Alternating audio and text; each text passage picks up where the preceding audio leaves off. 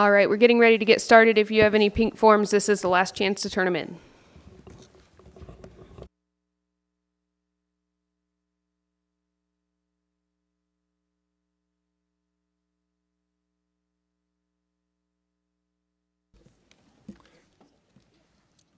All right, it's after 5:30. We'll go ahead and get the meeting started. We'll have a roll call. Mindy Payne. Here. Jason Cohen. Here. Jonathan Townsend. Here. Robert Goranson. Here. Jaylee Klimpa. All right, item 3 on the agenda is old business. I don't believe we have any. Nope. So the next item on the agenda is the consideration of the consent agenda. Staff want to present the consent agenda? Yes.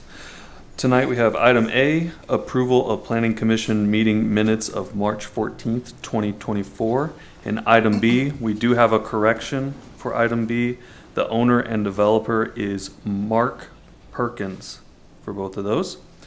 Item B again, approval of PT 1367 2024/PR 89 2022 preliminary plat, the enclave at Southern Hills, approximately 1.26 acres, one lot located south of New Orleans Street and approximately 1,000 feet east of Olive Avenue.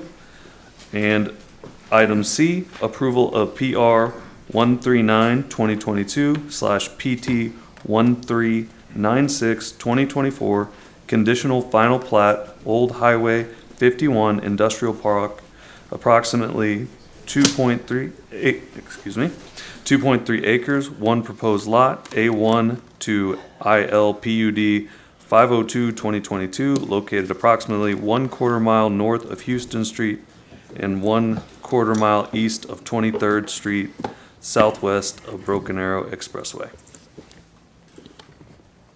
All right, thanks. So we have 3 items on the consent agenda. Does staff have any items they wish to pull? Nope. Planning Commission have any items on the consent agenda? All right, so we're ready for a motion on 3 items. I'll make a motion to approve the consent agenda items. I'll second the motion. I have a motion and a second. I have a roll call vote. Mindy Payne. Yes. Jason Cohen. Yes. Jonathan Townsend. Yes. Robert Goranson. Yes. Now, I will say item 4C that's on the consent agenda, that'll go before the city council on April 16th, and that'll be right here. All right, so item 5, consideration items pulled. We have none, so we'll go straight into public hearings. Item number 6A. Yes. Item 6A is a comp plan amendment request, COMP 1296-2024. This is a request to change the comprehensive plan designation on approximately 90.33 acres of land. The applicant has requested a change from level 6, which is regional employment/commercial, to level 2, urban residential, to facilitate the redevelopment of a portion of the property for commercial and single-family residential development. The property is currently undeveloped and unplatted. The applicant is requesting to change the comprehensive plan to accommodate a single-family residential development on the site. The location of the site between a primary arterial street and the Creek Turnpike, in staff's opinion, does not lend itself to single-family residential development. In addition, the comprehensive plan transportation plan calls for a frontage road to be located south of and parallel to the Creek Turnpike. The applicant has stated in their opinion that the frontage road is not necessary in light of the proposed comprehensive plan amendment application. The right-of-way required for a frontage road would significantly reduce the number of lots shown on the proposed plan. The physical location of the property between a frontage road and a primary arterial street supports uses associated with higher intensity of level 6 type development, as was approved by the City Council with BACP 132, described in the background section of your staff report. Surrounding land uses: to the north is the Creek Turnpike, to the east is residential multifamily trails at Aspen Creek Apartments. To the south is a single-family residential neighborhood, and to the west is undeveloped. According to the FEMA maps, none of the property is located in the 100-year floodplain area. This property has gone through several iterations of the comprehensive plan change, rezoning, and PUDs. The location of the site between a primary arterial street and the Creek Turnpike does not lend itself to single-family residential development. The frontage road required by the comprehensive plan has not been considered as part of this request. So based on the previously approved comprehensive plan changes, surrounding land uses, and the comprehensive plan transportation plan, staff is recommending that Comp 1296-2024 be denied. Be happy to answer any questions, and the applicant is present. All right, thanks, Amanda. Any questions, staff? No. I do have one question to make sure I understand. When you were saying that the frontage road was, the applicant saying they don't need the frontage road, that's if they were to get residential for a levels 2, correct? Yes, the PUD and comprehensive plan that was originally approved on the property did show the frontage road associated with it. I've seen no plans for a frontage road going through the single-family residential development that's proposed. So our city stance is we still want the frontage road there Yes. and keep it level 6. Yes, Okay. and Or level- with the apartments on the east side, we did require that right-of-way be dedicated as part of that development for that frontage road. All right, thanks. Is the applicant present? Do you have anything you wish to add?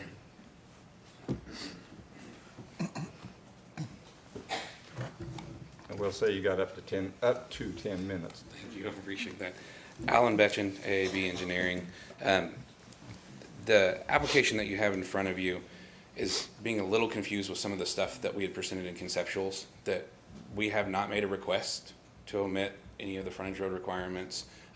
There is a discussion that I think that happens at a plating stage about whether it's still appropriate, but at the level of the comprehensive plan, if it's a requirement, it's a requirement, and that's what we come forward whenever we have to deal with in the plating stages. So whenever we start talking about infrastructure or those are conversations to be had, certainly, but they're not necessarily, they're not a subject of the application for sure, and not necessarily relevant to whether the comprehensive plan designation should be changed in this particular instance. So what you're saying is that, what your position is, if it was residential, if that was approved, you would still put in the We frontage can road absolutely, we have with the right-of-way? all We the have, right-of-way. we have over a dozen layouts of different concepts and conceptuals on this that, many of which do accommodate collectors in various different forms and terminating in different places depending on what those ultimate configurations would be. So it does not omit that collector is not necessarily mutually exclusive to residential being provided alongside it. That's not really a concern.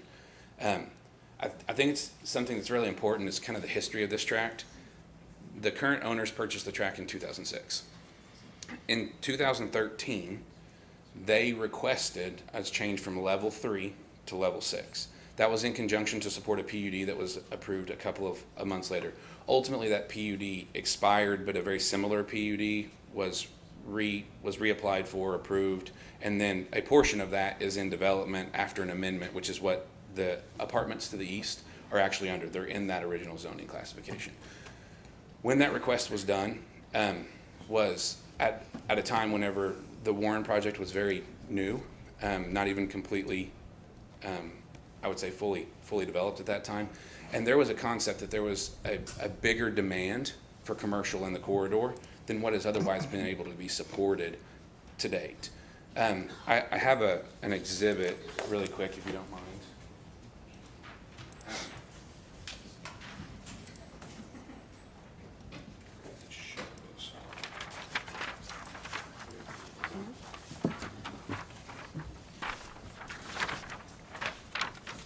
Thank you.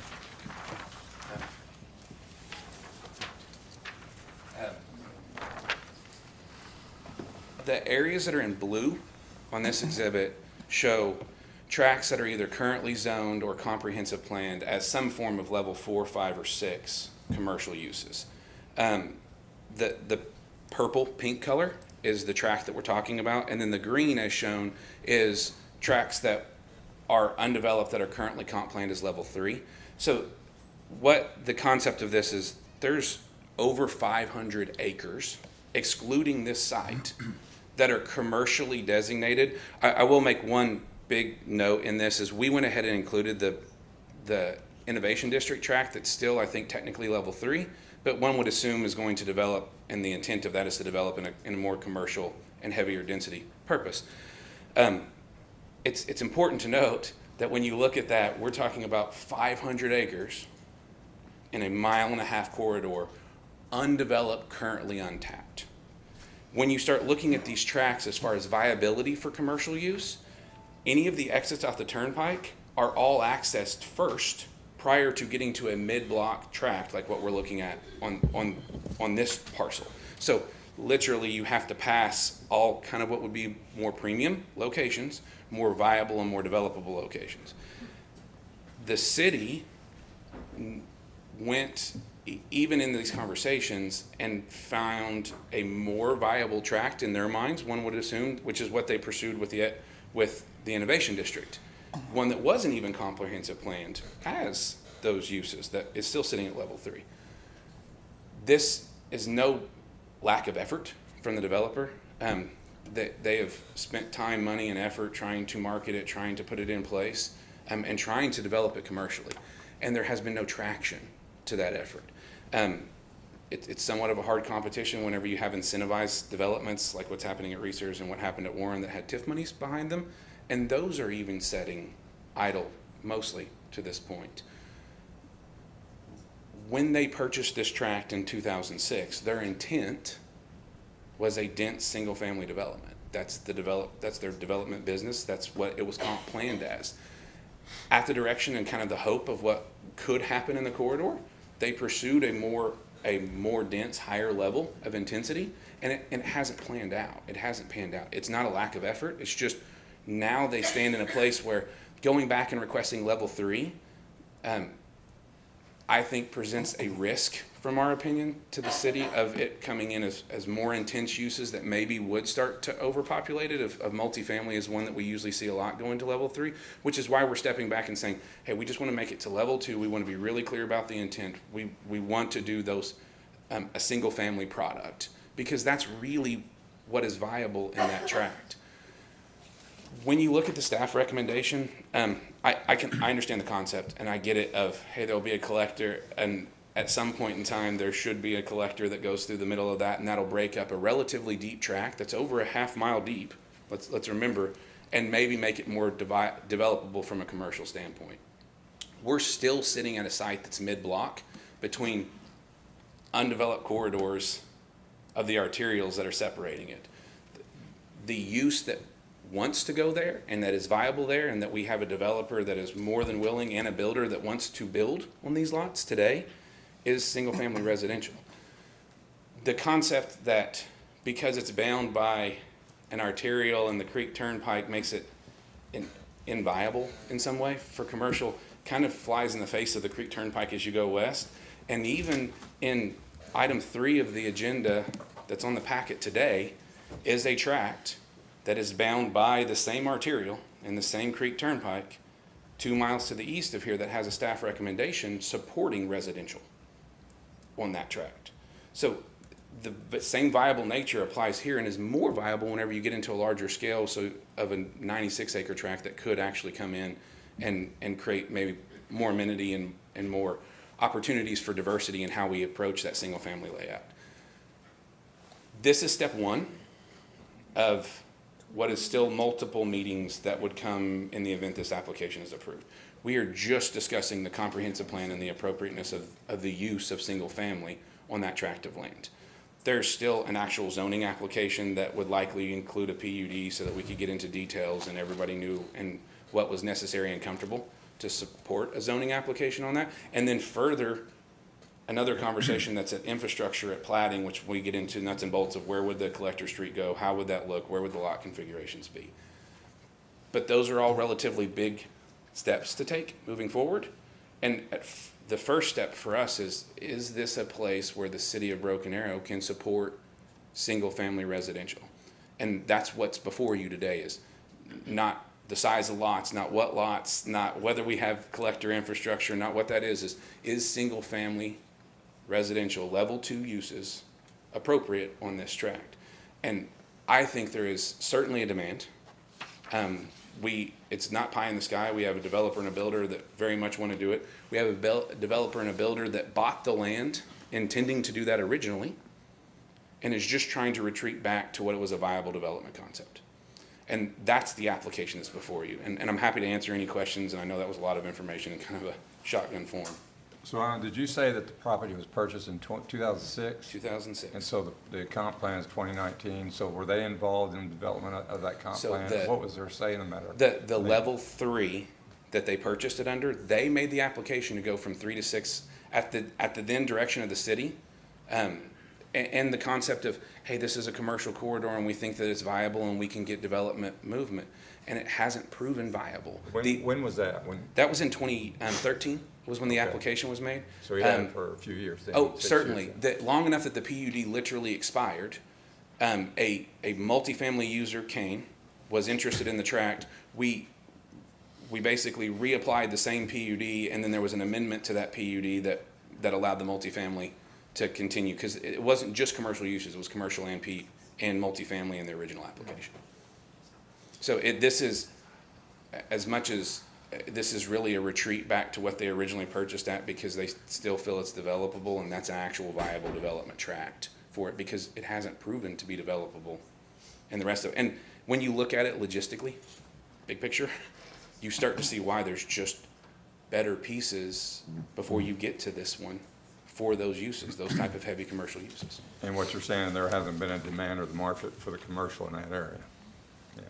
And not to say that there won't, Right. my point to that is, absolutely, we need a plan long-term, and I'm not trying to, hey, let's not cut off our nose to spite our face and go in just for development, but there are 500 acres within a 1.5 mile corridor along this same track, and very much in corridor, so I'm saying from arterial to creek on either side. And some of those have city incentive behind them, which are far more likely to develop than any of the other surrounding parcels. But you also understand there was reason for that corridor on the commercial next to, on both sides of the turnpike going into this. So 100%, but my statement is, remember that change from that was solicited by this applicant.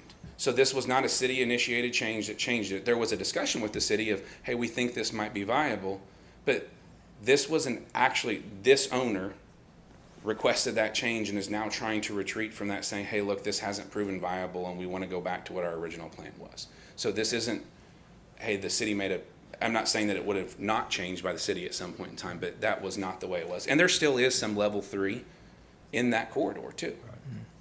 Well, and this would be a major amendment right here. It's not like it's less than 40 acres. We're talking 90 acres, right? So we're talking about a major amendment, major change to the comp plan. 100%, yes, sir. Yeah. So you, Go no, ahead. no, go ahead. Finish your point. I had would something also else. say, this is, so you have level 3 to the east, you have level 3 to the west, and level 2 across the street, and then the turnpike. So whenever you start talking about phasing of levels from more intense, heavier uses to the side, that is the normal, we're stepping it down in intensity to get to a residential, and it starts to fit.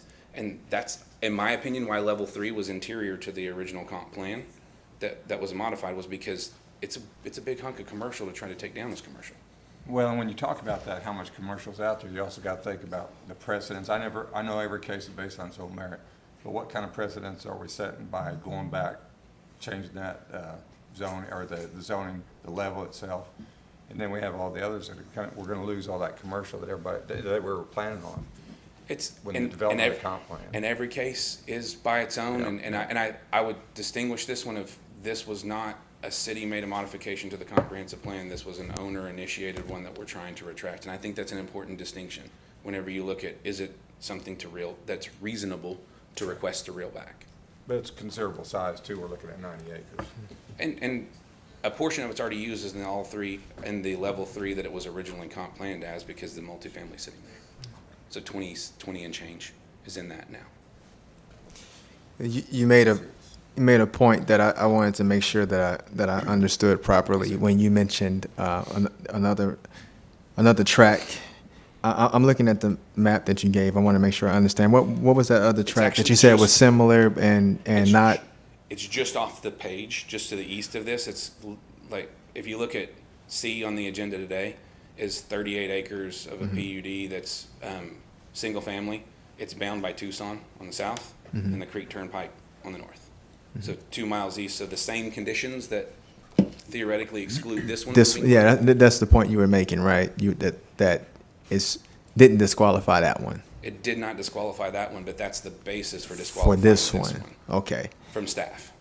From staff, right. My question is, I suppose it is for staff, if that's appropriate. I know we missed the staff. Do you have questions time? But is there a chance that you can kind of, Amanda, maybe you can speak on that? Are there any significant differences that perhaps he's not aware of, or that have changed since then, that would counter what he's saying, or I was curious about Yeah, that. I'll say there are differences between the two applications, and I don't want to get into the one for later on, that's for later.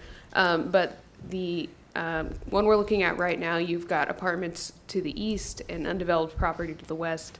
The application coming up later on is bounded on both sides by single-family residential and a school to the south. So I think they're very different in context Okay. to each other. It's comparing apples and oranges, Okay. in staff's opinion. And the comp plan already designates the other application as level 2, whereas this one has gone from 3 to 6 to 2, now being requested to Okay. 2. I will say the original comp plan level when the applicant originally, or the property owner originally made the application was for level 3. Level 3 requires higher intensity. It also provides options for commercial, whereas level 2 provides no options for commercial. Thank you. You said enough. I wasn't trying to set you up or anything. I just was wondering if you could give a little bit of clarification there. So I appreciate that. Thank you.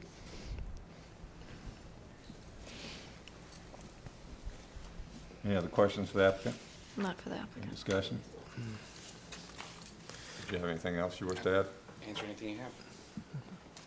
All right, we'll get back to you. Thank you. So, is there anybody else wish to speak? Did they sign up for? There was no one who signed up on this particular application. Okay. So That's a staff's lot. recommendation is to deny. Yeah, that's a lot of land to change the comp plan. Well, I can't speak Or- for the and- council, but a lot of items have gone to the city council like that. They've been hesitant to amend the comprehensive plan, but maybe even Yeah. for 40 acres, but for 90 acres. For that's 90 quite a bit. acres. And with all the development that we are pushing in South, Right. But he also has another point there. He where does the have another city's property point. that they have out there and stuff, trying to develop Right. that too. yeah. So it kind of puts them in a bind.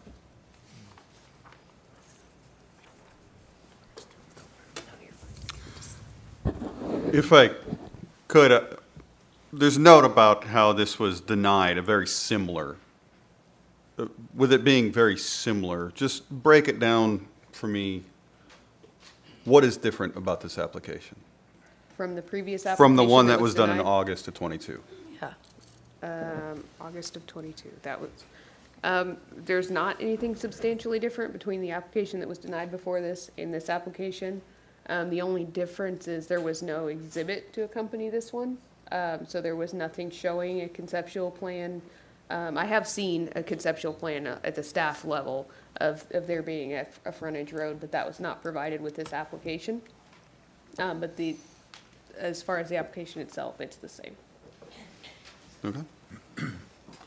Well, one thing, look, I know he's talking about 500 acres, but when you're looking at, you're looking at the turnpike going through it all, you got a lot that's on the north side of the turnpike, and then you have what you got on the south side, which is where your property. So you do have less, what's level, a 6 in that area, on the south side. Okay. Statement about the application. Whenever we applied before, one of the questions that came up was school support for an application of that many houses. It was a big point of conversation with then staff.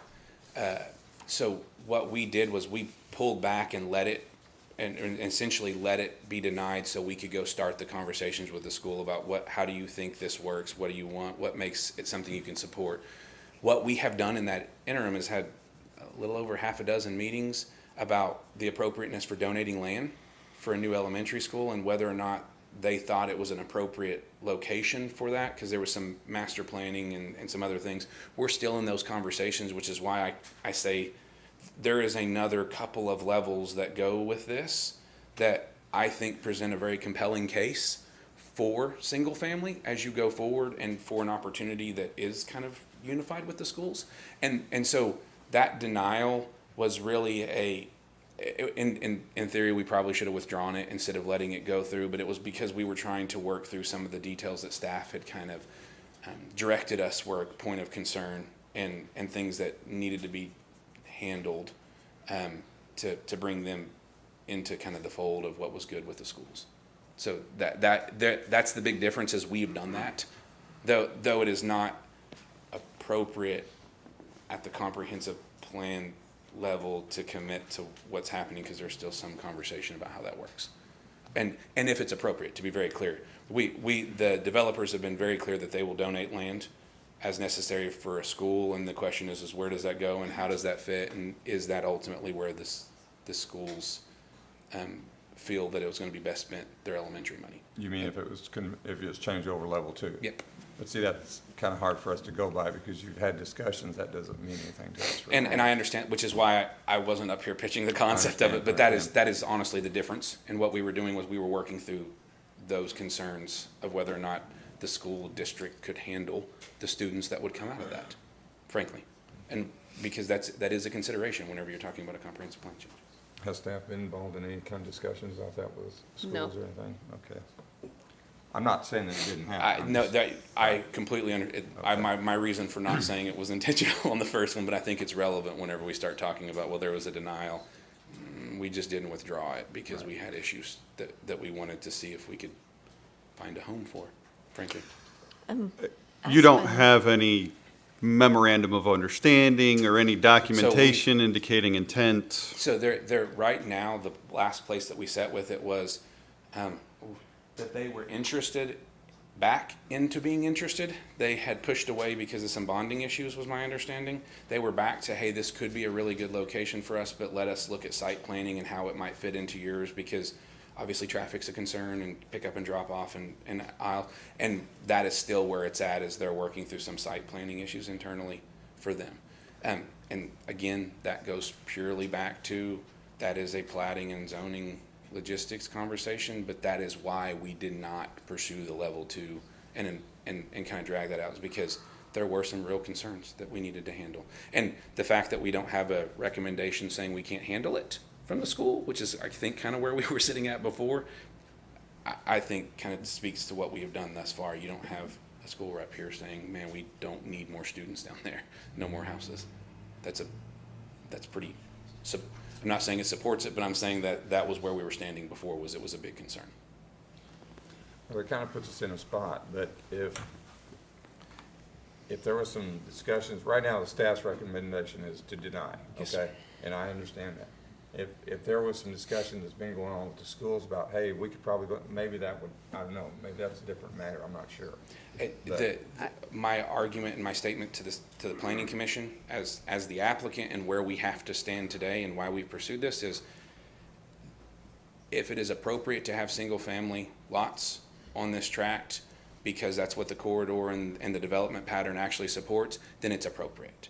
If it's not, and that's not what the commission and the city will, then so be it. And that's the direction we'll go down. But see, maybe all 90 acres doesn't need to be level 2 either. Maybe only a portion of it. We have submitted multiple applications that says, hey, there's a portion of it that stays or doesn't, and looked, and this is, I think Amanda can appreciate when I say this, and this is no fault of staff. I mean, and even before Amanda in her current position, I'm sure she's aware, we went through multiple, what could we do here? What does the city support? Could we leave some commercial on the north? Can we not?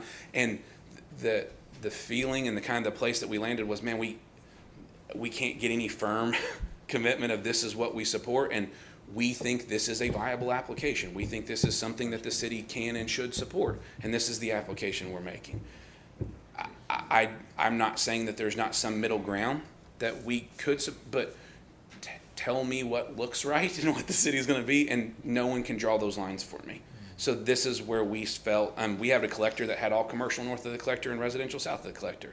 That makes it hard for a school to go in. So you start playing those games of what's appropriate. We feel this is appropriate, and we may, the staff may come back and say, hey, you need to mix in some level 3 or 4 at city council, but we feel level 2 was adequate.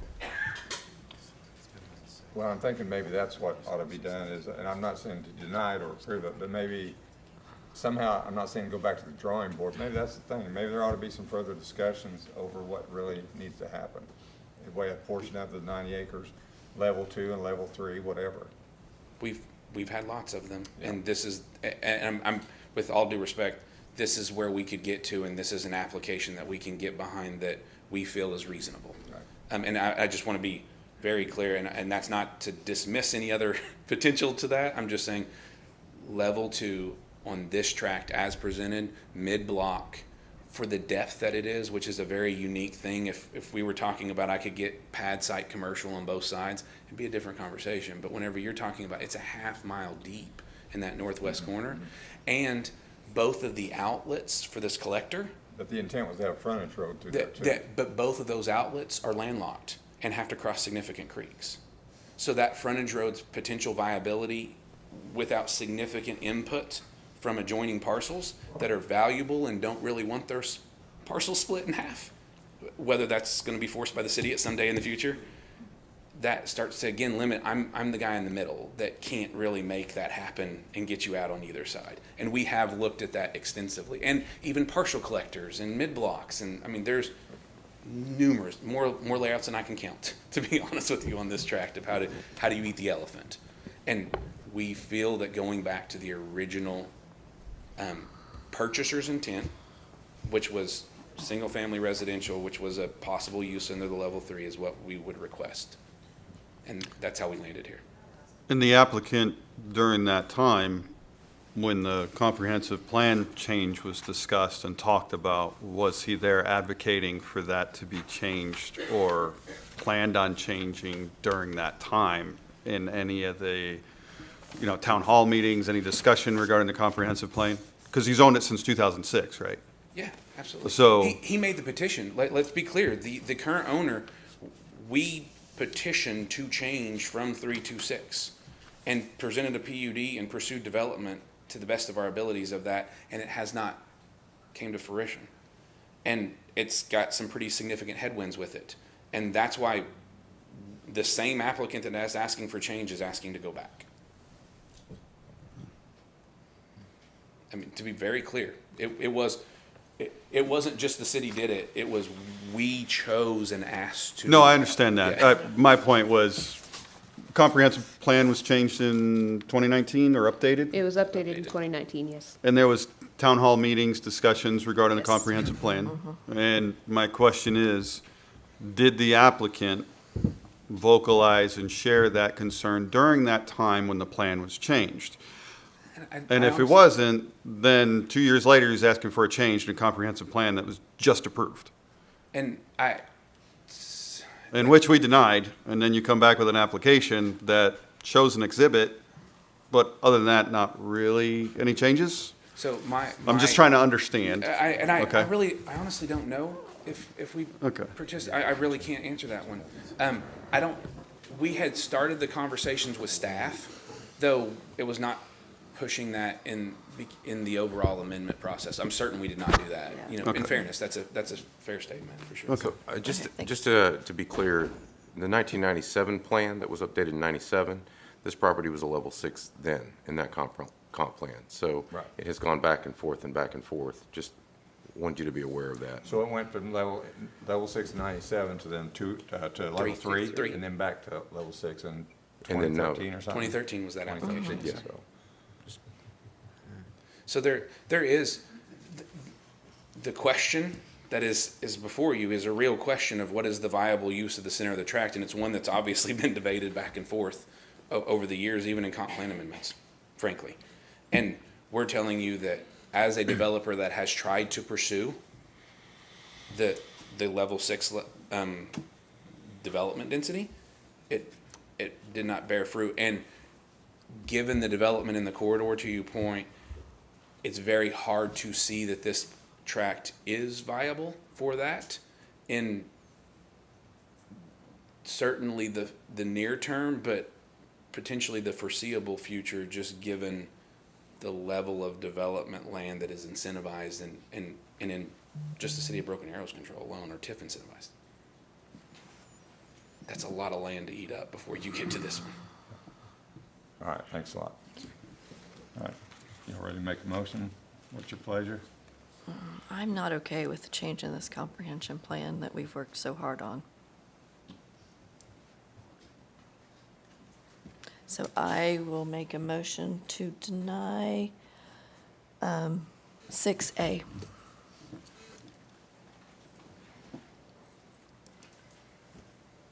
Well, I will second that motion so we can get a vote on it. And the thing about it is, if it's denied, they can appeal it to the city council, Yes, right? And that I is think correct. that's my recommendation was maybe to go see the city council, and that's tonight, we're talking 90 acres here, so. Ready for a roll call vote, and a motion and second for denial. Mindy Payne, Yes. Jason Cohen, No. Jonathan Townsend, Yes. Robert Goranson. Yes. Okay, so that's denied, so you have, what was it, 10 days to appeal to the city council, or? I think it's 15 days Yeah. to appeal. Okay. So when does it go from 10 to 15, or, I think? I think it's always This is a motion for new trial. That's not a deadline that applies here. So, Okay.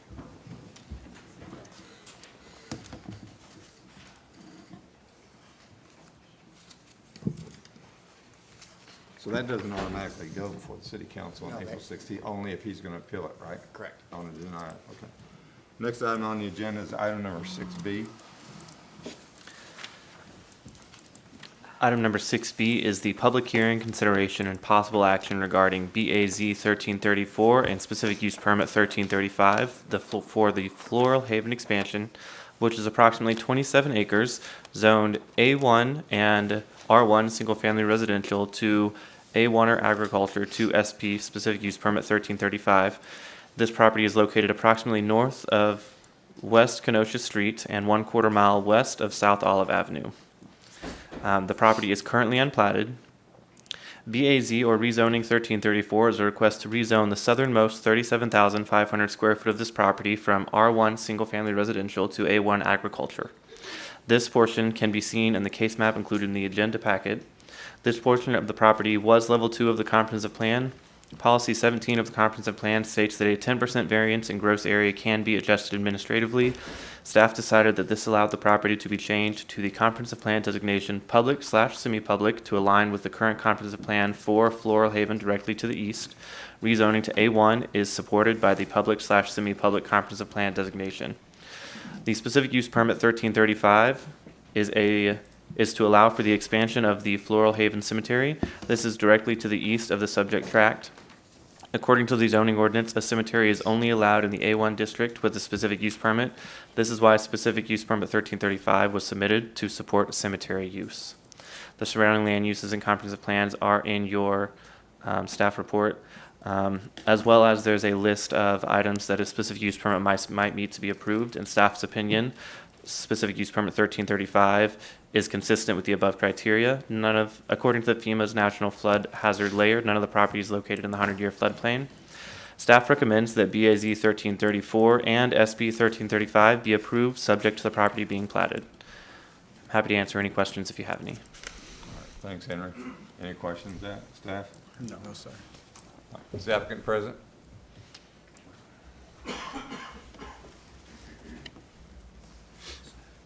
Mr. Chairman, Lou Reynolds, 2727 East 21st Street, Tulsa, 74114. We're in agreement with staff with one slight proviso. We had discussed with staff about a plat waiver, if that were possible in this case, and we would dedicate any required dedications through separate instruments. If you would put up the last page, I wanted to show you all this.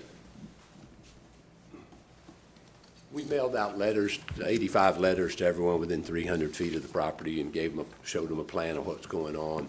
And if you could show our proposed plan, please, Henry. Next one. Everybody within 300 feet? Yep. Because it's just so long.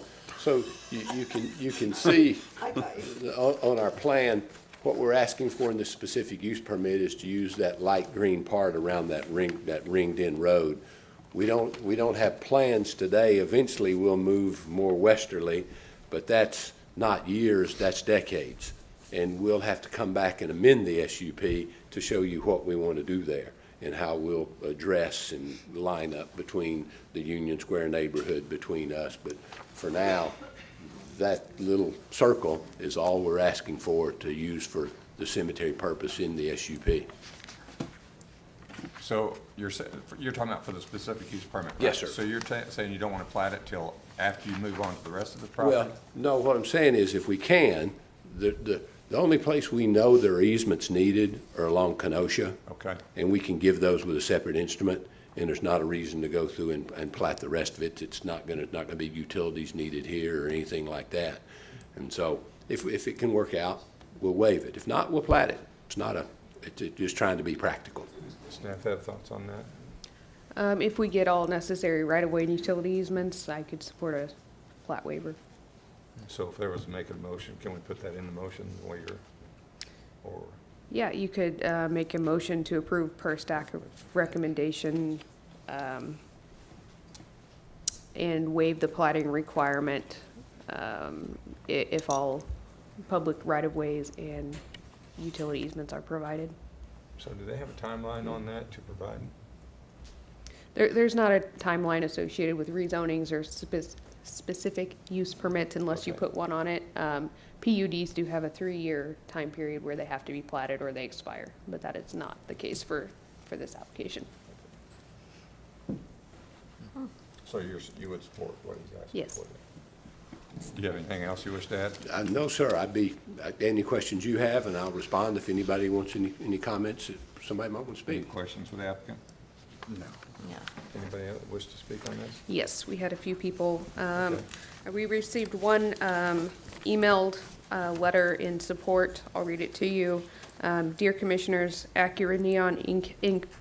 owns the property at 1801 North Willow Avenue, just directly north of Floral Haven Cemetery expansion site and to the west of the existing funeral home.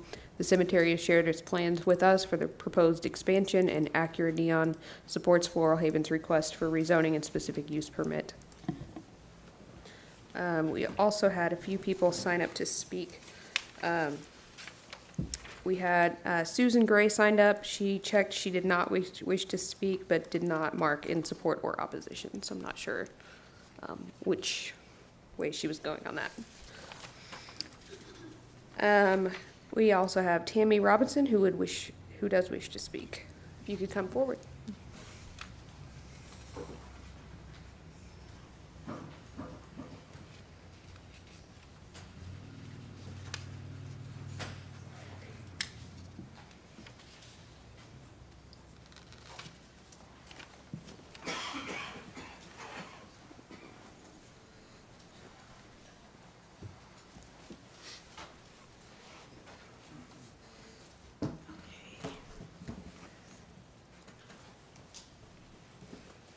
I am Tammy Robinson, and I live 4008 West Queen Street at Union Station. And You could pull that microphone, we could hear you better. sorry. Thank you very much. And I am strongly against the rezoning. I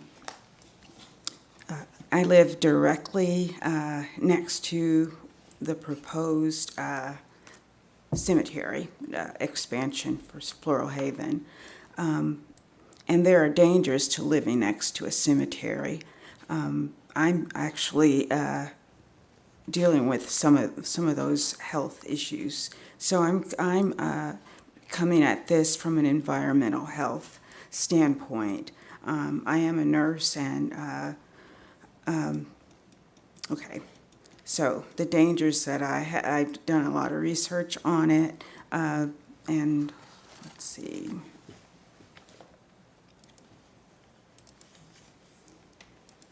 The loss of clean air space, the loss of privacy, the loss of the trees and sense of peace, nature, loss of the deers being able to roam freely, and then the added density of that business, along with the 6100 Center that's directly behind me. So we'll have a cemetery right next to my house and everyone along that track, which in itself brings pollutants. There have been no soil testing, and Floral Haven has been there since 1952. No soil testing at all, and the density of, okay, you have pretty on top, but it hides dead bodies. Which have decomposed, and once they do that, they release everything that's in them, and medications, etc., what they died from, and that is absorbed by the soil. The bacteria doesn't actually die. especially when it rains, it gets to be moved along further. So, and not knowing what the soil is saying, in which I guess I would have to get an environmental specialist out there to test the soil, but it carries along with it the pollutants, like I said, what was that? Called leakage. Okay.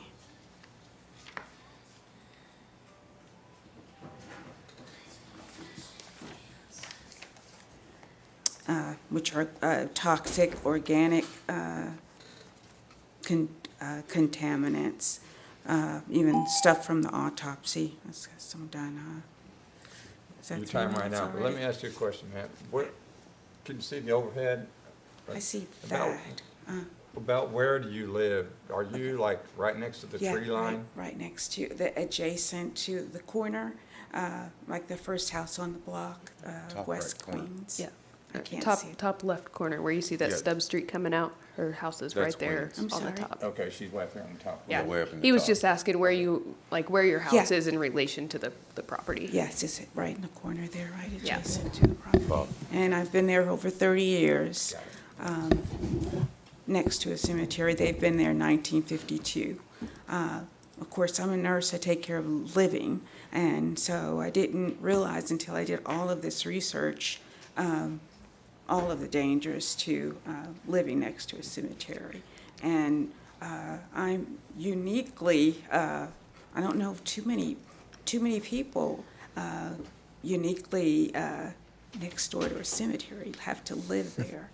And I'm horrified about it, especially since I am suffering from a lot of the neuro contaminants, I believe, already. Because I got into the soil, and had I known the solid waste bodily fluids in the wastewater, airborne particles, that aerosol, and the pharmaceuticals that were in the patients are all in the soil. And those things are toxic to not only me, but my neighbors too, whether they realize it or not. Well, what we'll do is we'll give the applicant time to respond to this in a second. Do y'all have any questions for her? I don't. I do. You said you've been there how long again? 30 years, I was the first house on the block. Mm-hmm. And the cemetery was there at that Oh, time. yeah, I'm sorry. And no, you're fine. Yes. And I'm just wondering how long were you there before you became like seriously uncomfortable with what you're talking about with Well, I living didn't next know to the what it cemetery? was. I didn't know what was happening to me. I knew my house was making me sick, but I had no, of course, we couldn't see the cemetery, so, and, I don't focus on the death part. I have a sister over there and a niece over there. So there's a cultural kind of I guess, thing we look at cemeteries as being, but so I never liked it. But it was far enough away from me that, and then I started having health issues, and I didn't know, I don't smoke, so I've never done a lot of the things that those illnesses come from. And so, And the and way I to- understand it is the applicant is in the green area, the light green, dark, I'm not sure what color green that is, but that's the only area they're wanting to talk, for the specific use permit for right now. Where up in your area is, thought he said decades down the road, so he can Right. address that later, or Yeah. when it comes back up. but So if it's they not- own That's it, how they I can do understood whatever it. they want, right? If What they was own that? it- I'm sorry. If they own the land, they can say, "Oh, we're not going to use it," but there's no guarantee of that. And we Right. would have to tell the new owners, this is a risk. So that's going to lower our property value too.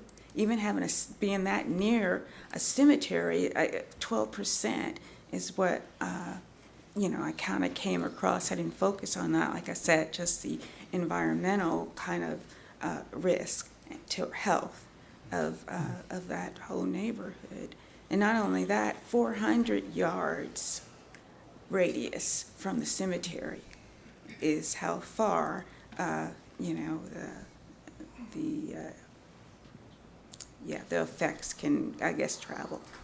Well, let me ask you this, if the cemetery wasn't there moving towards you, what would you expect to be in that area instead of the cemetery?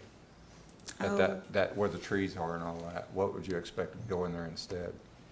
I guess more residences, and to change it from a residential area. When we bought into it, it was residential, and so we had no, you know, idea that it would ever change. And now the people that buy, if we sell, and they'll come in with their eyes open.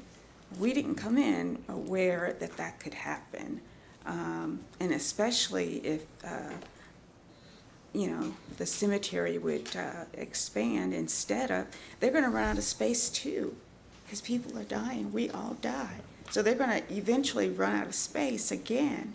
So they're going to eventually have to go somewhere else, and it's usually the periphery of a city where you see cemeteries, not in the heart of a neighborhood. And it's going to change the character of our neighborhood. I won't be able to sit out on my porch, which is facing south, yeah. And back is the 6100 Center. They have the white fence up, so it's essentially, are they trying to, you know, move into our neighborhood already? I don't know. All right, thanks. Any other questions for her? No. All right, thanks a lot. Okay. All right, up next, we have George Schoen. I apologize if I pronounced your name incorrectly. While that applicant is on the way down, a point of clarification. I can't speak to the applicant's intent, but looking at the legal descriptions that were submitted with the specific use permit, those legal descriptions are for the full property. Is it? So I'm not saying that can't be amended, but at this point, the specific use permit would be for the whole property. So even though he's saying down that it wouldn't be, it might be decades, they could go in there at, you know, within a year and start working over in that area. Yes, sir. All right, thanks. You can come forward, Mr. Schoen.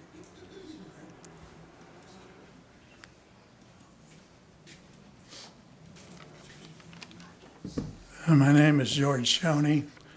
I live at 1421 North Umbrella Avenue, Broken Arrow, Oklahoma, 74012.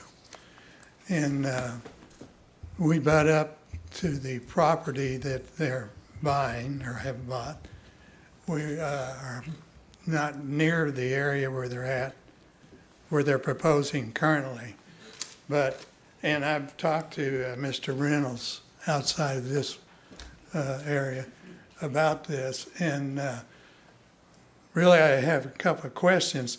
One of them is that the plan is for this change to expand into our property, which is abuts right up. And for the future is that plans have a way of changing.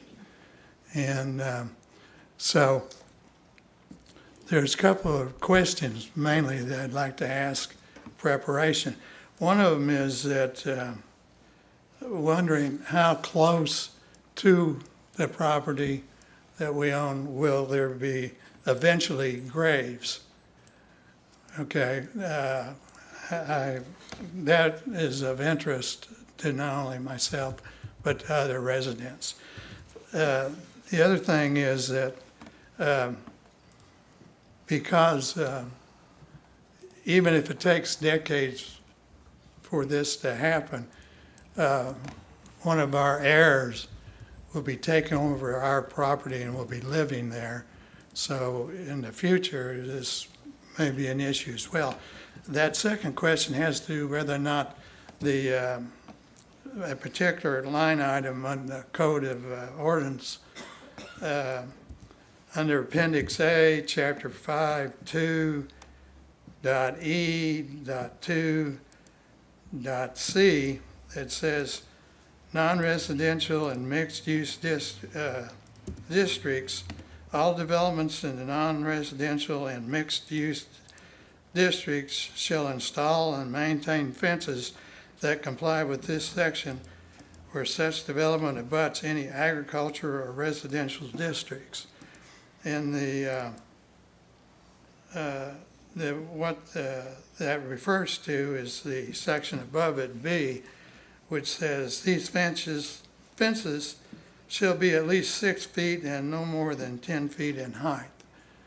And so I'm wondering if that's the case. That would change a lot of my viewpoint, and I think others as well, if we knew that if everything would move forward and either us or our heirs or our next owners would have some privacy.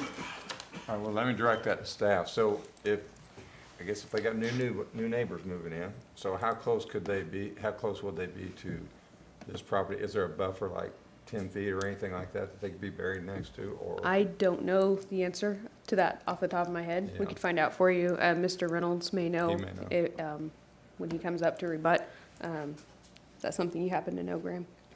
Okay. That's not in the permit itself, the specific. No, it is That's not. right, it's just in the zoning ordinance if it's in there. Well, it wouldn't be in the zoning ordinance. It'd probably be a state statute. Oh, okay, okay. We'll see if he has an answer for us on that. Okay. Yeah. And what about the second part?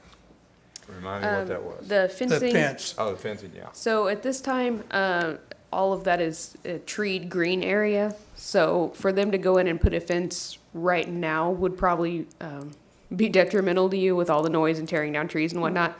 But if they were to expand that direction, they would be required to put up a fence per the code. Okay, according to that specification, 6 to 10 feet?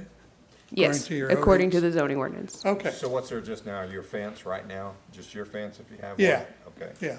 And, okay, well, once again, it's relative to when they expand and not knowing for certain when that might be. Right, and we Correct. require certain fences between like commercial and residential, and I wasn't sure how this works out, because we don't see these very often. Sure. I understand your concern. Thank you for your time. Thank you. All right. Next up, we have Steve Summerall.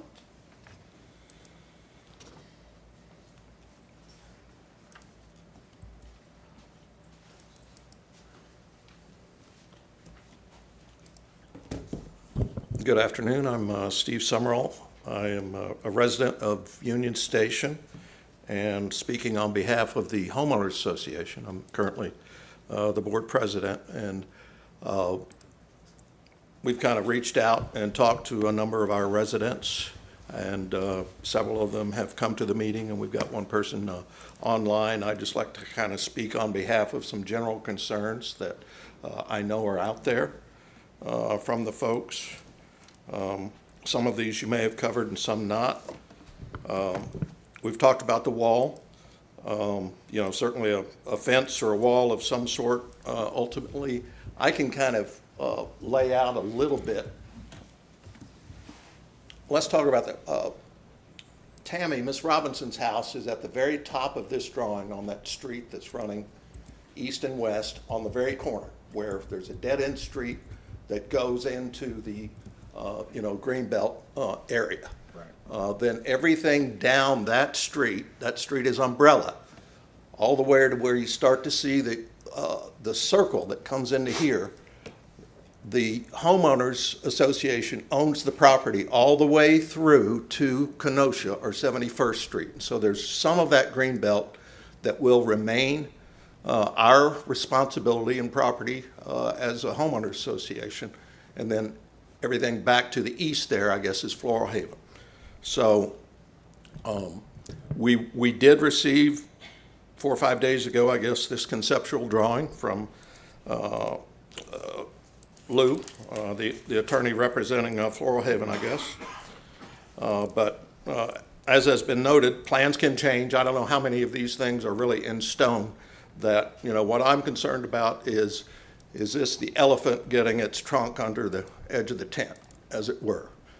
The current plan looks fairly innocuous in terms of its impact on us right now, but as we've mentioned, is there going to be anything that would stop them from, hey, next year, we want to expand dramatically all the way over to our property line. How much notice will we have of that?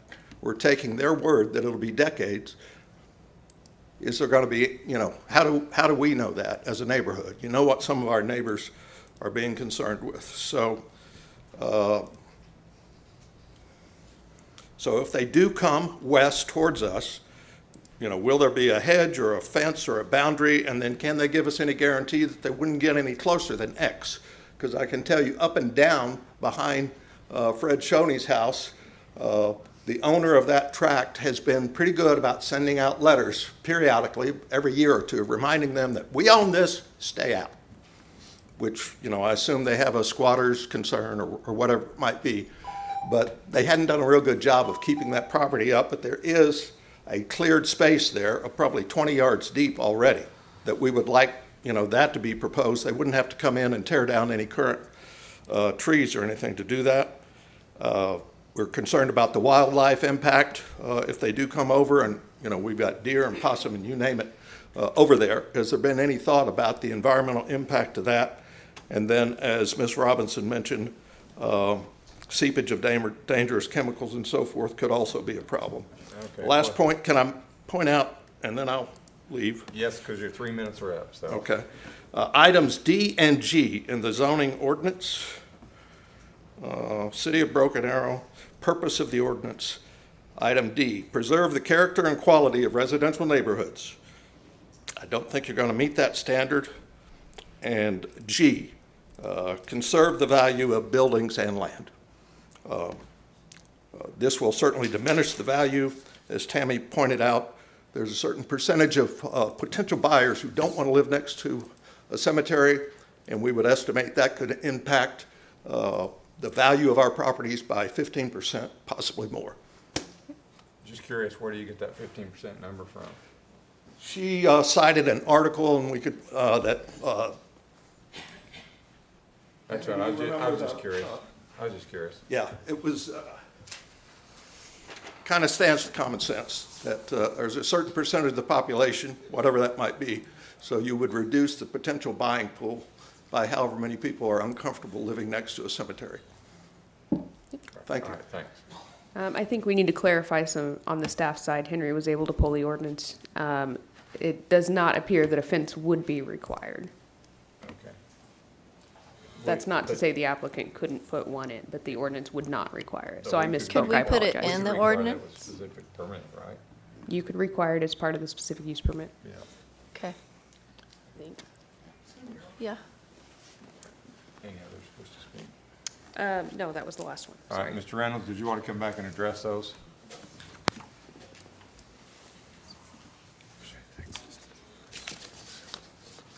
Mr. Chairman, as I understand the SUP process, while all this property is within the SUP, we're submitting this as today, and our plans are only with respect to that light green property. And that's all we intend to develop right now. We will come back to this board and to the city council if we intend to go beyond that. But it's my understanding from what staff presented was that you're asking for the specific permit to be the whole area that's been shown up there. Well, the way I understand your process, it's a little bit like a PUD. Okay. And while this is all within that Okay, SUP, we're only asking to do anything in that area that's light green.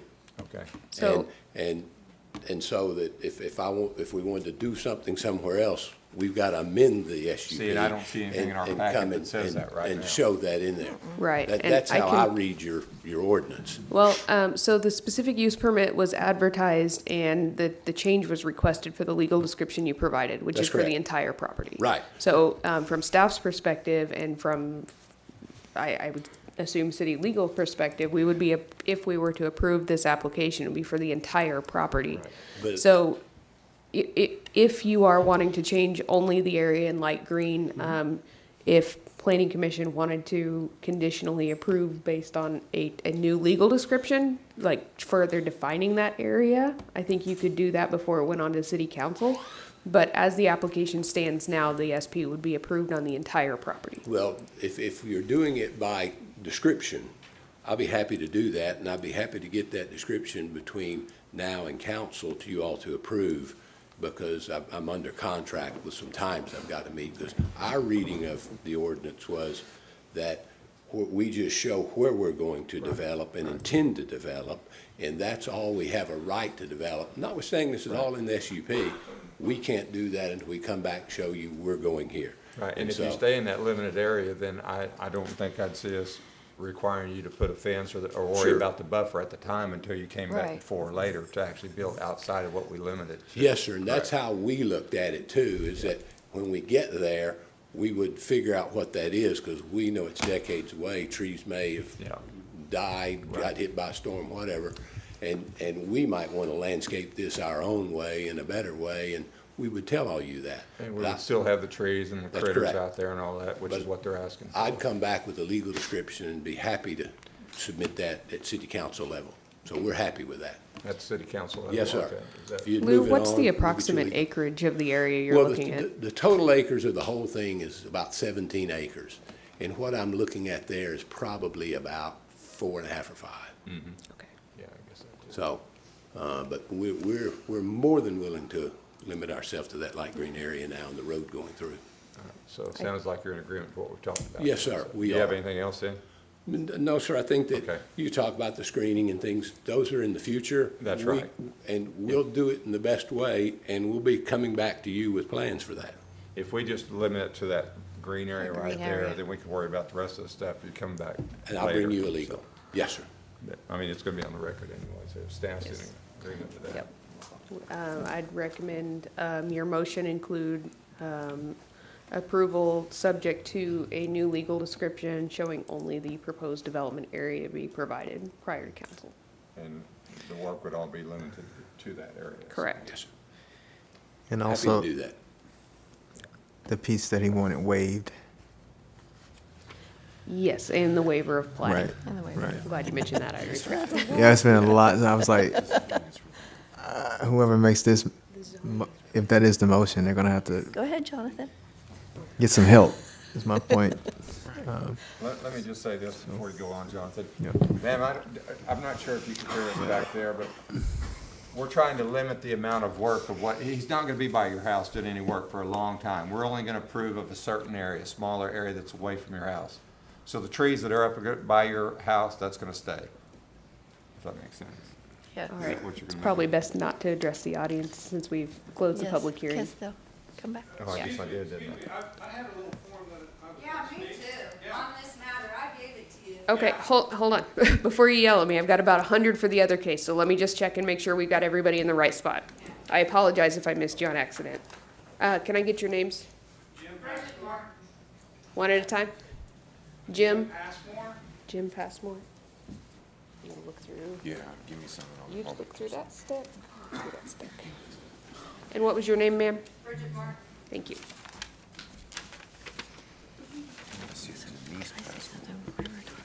Hey, There's a Jim Passmore. probably not. Probably cost 5. There's some Passmore.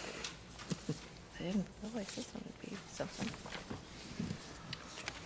Is there anybody else beside these two individuals that submitted something for this item? Okay.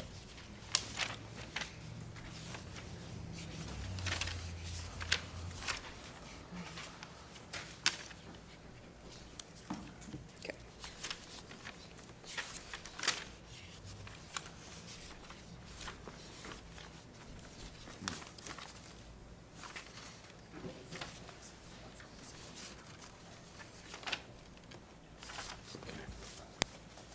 Here's the 2 for 445. I've got Jim and Denise Passmore.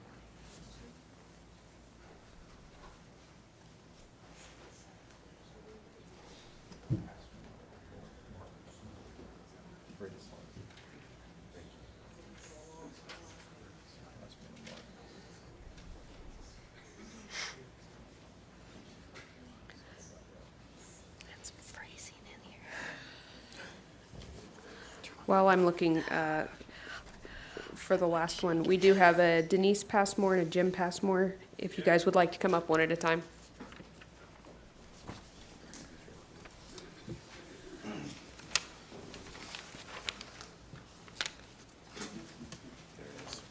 Got it? You have 3 minutes, by the way. All right. I got you. Yeah, I really like these woods here, and my motive is purely selfish. I want my home value to be stayed up. He's got a question. You're supposed to start with your name and. Jim Passmore, 1429 North Umbrella Avenue. All right. I'd like to also take note that there's Hakey Creek that runs right through this. And with all this stuff that the First Lady mentioned, that could flow right across the street, all the way down wherever Hakey Creek goes to. And if they expand into it, that's going to be right in the middle of it. Right now, I know that there's deer, beaver, all this kind of wildlife that's there. There's bobcat there. And up at the very top of it, where the wall is built at the very top, there is sewage pollution coming from all that factory work up there. And I know because I've been back there and seen it. There's trash, stuff like that. It's apparently somebody agreed to do it right there where there's an opening where that Hakey Creek stops. And whether it's a decade from now, we don't know.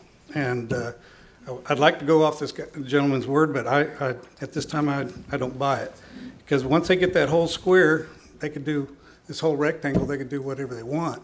And I just don't want graveyard right next up to, I don't think you guys would either, Memorial Day weekend. You don't want to be cooking burgers and playing Leonard Skinner, and people are out here with their loved ones out here crying and stuff like that. And I can hear people that cry and sob over their loved ones from here, as it is now. And I just don't want it any closer. But the First Lady brought up a whole bunch of good stuff that I didn't even think of. And then Hakey Creek, like I said, right now, there's been a beaver dam going through and it's backed up.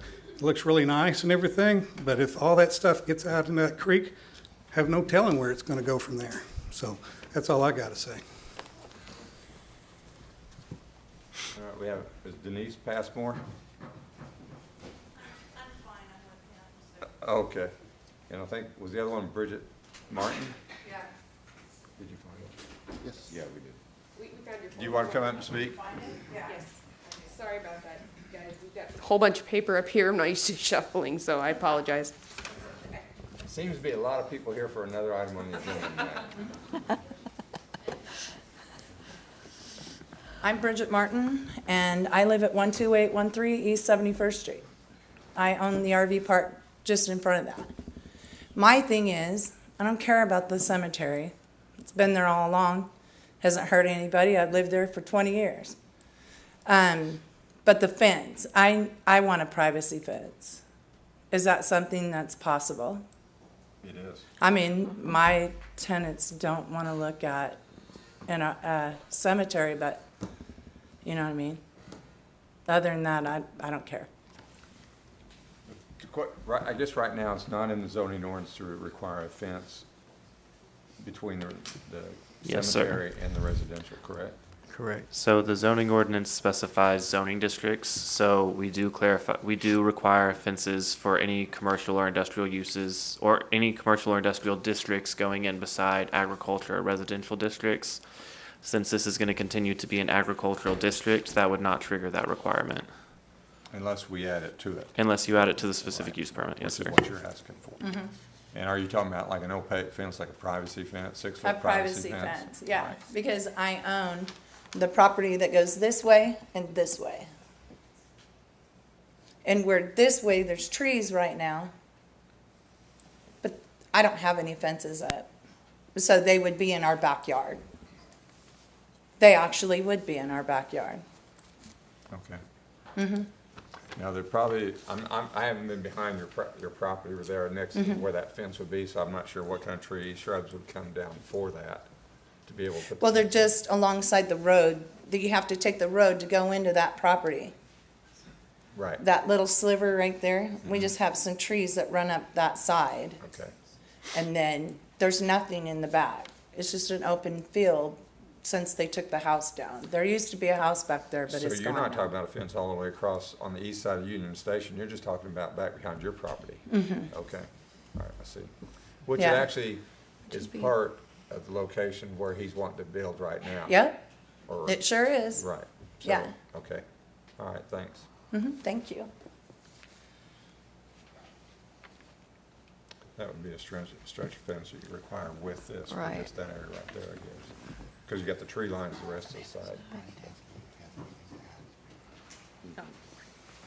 Lou, was there anything that you wanted to rebut, since we had some more people come up?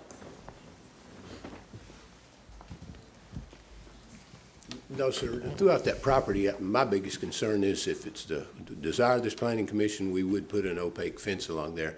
There's a lot of trees and things that will come out along there as a result of that. I'm afraid And so. for part of it, it'll be more of a driveway than anything else, that North Road in.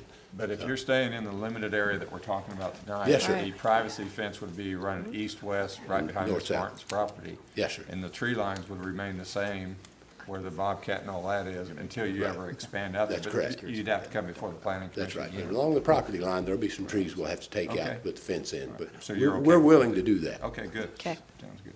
Bye-bye. All right, did we miss anybody else? Did anyone else sign up for this particular item that we did not call? Okay, seeing none. Close I it. think we're, I think we're ready for a motion. Did you want to continue on Want that? to close it first? Yeah, I would. I may need someone to hold my hand a little bit though. I or- have something written out if you'd like to hear it. You do? Thank you, sir. Yeah. So what we've said so far is staff recommends that BAZ 1334 and SP 1335 be approved, subject to a new legal description being submitted that is similar to the proposed development area and the conceptual site plan being submitted to staff before the city council hearing. And were you wanting to add in that plating could be waived? yes. Right. So then also plating can be waived, subject to all necessary easements and right-of-way being dedicated. Would you also like to add in the fence section? We need to have We need the fence. opaque privacy fence running east-west behind Ms. Martin's property, which would be on the very south end of this new property you're talking about. So, so an opaque fence being required where any of the development area abuts Single-family residential property. That part's not single-family residential.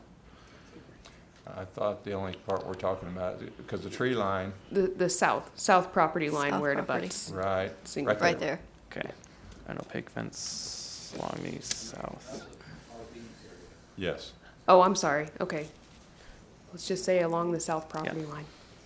Henry's gonna have to bring his laptop up here. Yeah, that'd be a good idea. Yeah. Okay. What was the intent to also do it along the road, right there on that? I don't believe that, is that planning commission's intent to have the fencing along the roadway too, or just along the, Along the where it roadway meaning, abuts other properties? North-south? along the roadway meaning this section right here. So it would be This is what we're talking about for everyone. beside her road, right? I So guess it's more of a You could drive, say not the a south road. property line where it abuts the RMH zoned property. There we go.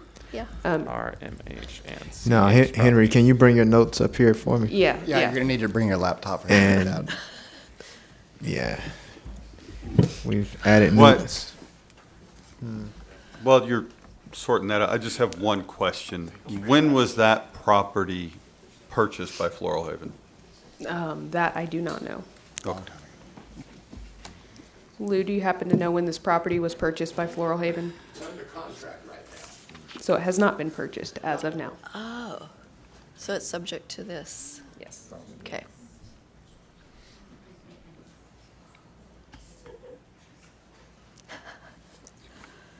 Okay. This shows you we don't come in here, that we do come in here open-minded. We can practice this before. A lot of lyrics added to this song right here.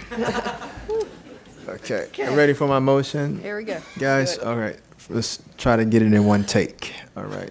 All right, well, I'd like to make a motion to approve item 6B 24445. As staff recommends, but also considering a new legal description being submitted that is similar to the proposed development area and the conceptual site plan being submitted to staff before the city council hearing. Also, that plating be waived, subject to all necessary easements and row being dedicated, and an opaque fence along the south property line where it abuts to the RMH and CH property. And just for clarification, row is right of way. Right of way. Right of way. Yep. Thank you for that clarification. That sound good, Graham? That works. All I'll right. second the motion. There you go. Thank you, Henry. All right, we have motion second, have roll call Appreciate vote. that. Mindy Payne, Yes. Jason Cohen, Yes. Jonathan Townsend, Yes. Robert Goranson. Yes. And that'll go before the city council on April 16th, right here. And that's when they'll have the new legal description. Yes. Yep.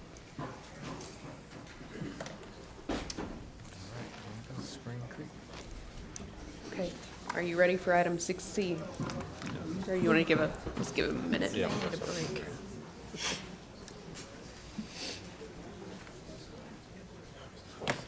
I was just glad I didn't have to do that this time. I don't know how many times I've looked at Graham and gone, Well, when I asked, I said, all right, so what are we supposed to, and they started talking, I started writing, I was like, no, I'm not writing fast enough.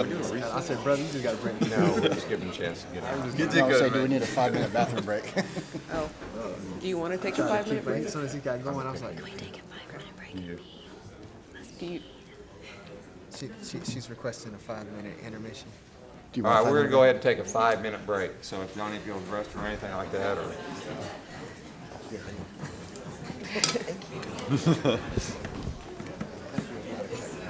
When I pulled up, I was like, it's nowhere for me to park. Because, you know, I kind of get here right before we start. Yeah, And usually I still can park wherever. So I had to go to the other side, the other lot. Oh, I was like, oh boy, here we go. One of those nights. one of those? Did you go to the thing a few nights ago? The joint meeting? Yeah, How on was it? Tuesday. Yeah. That was good. Informational. I'm assuming they recorded it. So I haven't seen There was it. a bunch of cameras and stuff there. That's why I was thinking. Really? Okay. City staff set it up, so. But I think the presentation would be as on the agenda for that meeting. Okay. So if you want to take a look at it. But.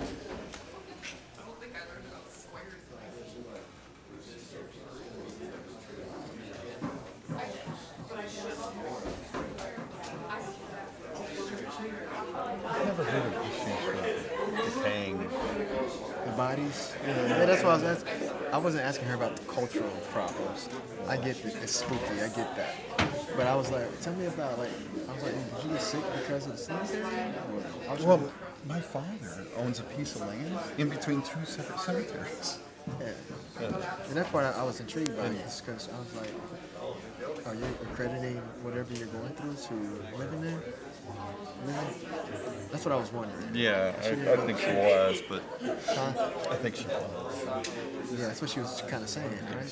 So I was like, how long before that you noticed? You know, never thought about it.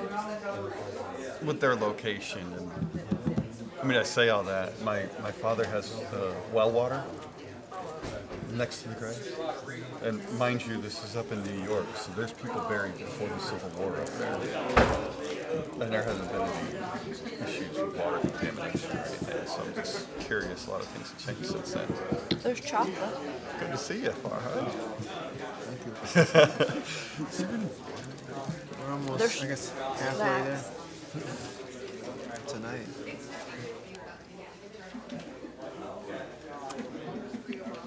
Hey, Henry, as soon as you started talking, I was trying to write. I was like, I can't keep up. I said, I can't keep up. I gotta see what's up. But,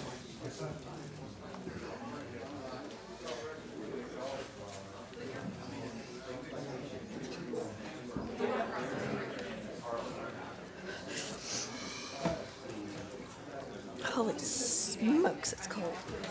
it's freezing. I'm He's cold, too. freezing. I'm like, Well, not now, but I was cold be a space heater. a little while earlier.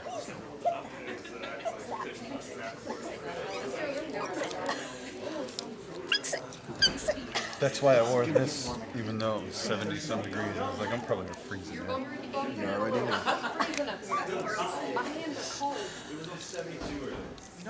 Oh, Opening night for my Rangers tonight. take your sweater off, buddy. Defending champs, baby. Freezing. World Series champs. I'm a diehard lifelong fan. Carver Middle School Hey, had, and that guy that we denied, yeah. Mr. Yes. He what? Told him to get to the schools. Working with him. There's nothing planned in that barn for a new school. They're gonna build out the other ones. They're not building a new one. I couldn't say that.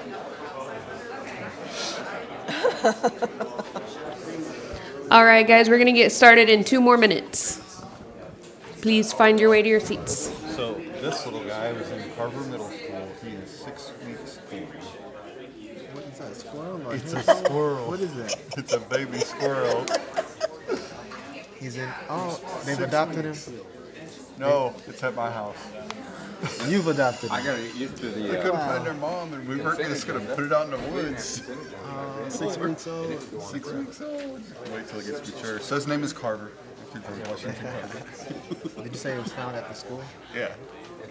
In the school? No, he was outside. Outside. We have a feeling that the mom was probably grabbed by a hawk or something. Because it was all alone. And mamas don't leave their baby squirrels unattended. Was that a bottle or something? Yeah, we got a little bottle and some goat's milk and feed it 4 times a day. You'll enjoy that for a while.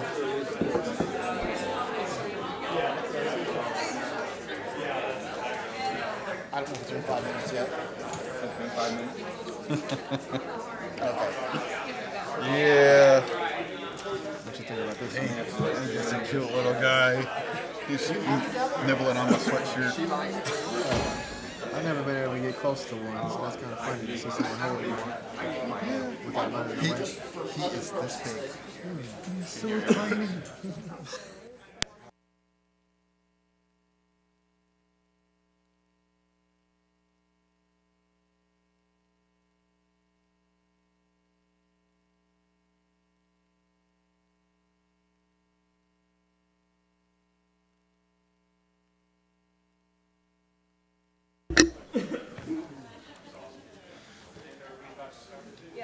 Yep.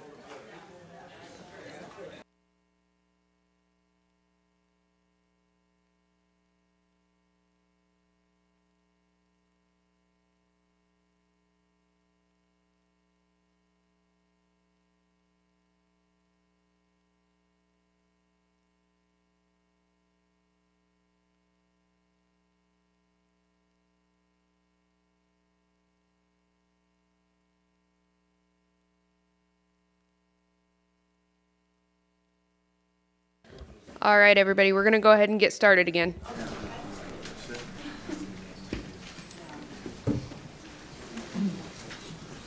All right, we'll go ahead and get back after it. Next item on the agenda is item number 6C. Yes, item 6C is for PUD 1360-2024 and BAZ 1206-2023. These are concurrent applications to rezone 38 acres from A1 agriculture to RS4 single-family residential along with the PUD. This is for a property named Spring Creek Crossing. This property is generally located north of Tucson Street, a quarter-mile west of 9th Street. The property is presently undeveloped and unplatted.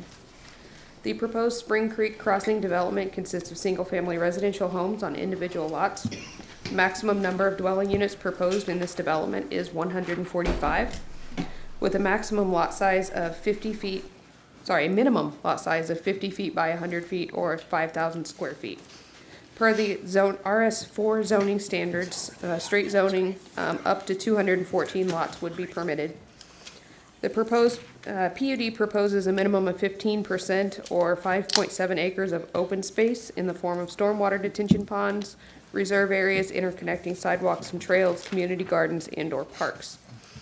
The development will be served by public streets. The primary access point will be from one entry off of Tucson Street, which aligns with the main entry into the Spring Creek Elementary School and Ernest Childers Middle School to the south. An existing stub street at East Riley will provide the connection from the South Ridge Park neighborhood subdivision to the east for fire access, and also as a requirement of the subdivision regulations. Section 5.3.B.2.B of the zoning ordinance requires that all new development provide stub streets to connect to vacant land. The PUD modifies this requirement by instead dedicating right-of-way along the northeastern edge of the site. This touches all abutting undeveloped properties, and this right-of-way would be approximately 50 feet in width. No street construction would be required within the Spring Creek Crossing development within this right-of-way at this time. The Engineering Design Criteria Manual requires that a traffic impact analysis, or TIA, be performed by a proposed development if the development meets the criteria established by the Oklahoma Department of Transportation policy on driveway regulations for Oklahoma highways. This would be evaluated during the platting process. The developer has committed to the installation of a traffic signal on Tucson Street as part of this development. RS4 zoning is considered to be in accordance with the comprehensive plan in level 2. PUD 1360-2024 is proposed to be developed in accordance with the RS4 zoning district standards, except as specified in the staff report. I'll go through those. All of the proposed changes are in accordance with the RSC district of the proposed zoning ordinance, which has not been approved, just for clarity, but was previewed by the City Council on November 7th, 2023. In summary of the deviations requested by the PUD, RS4 requires a minimum lot size of 6,500 square feet.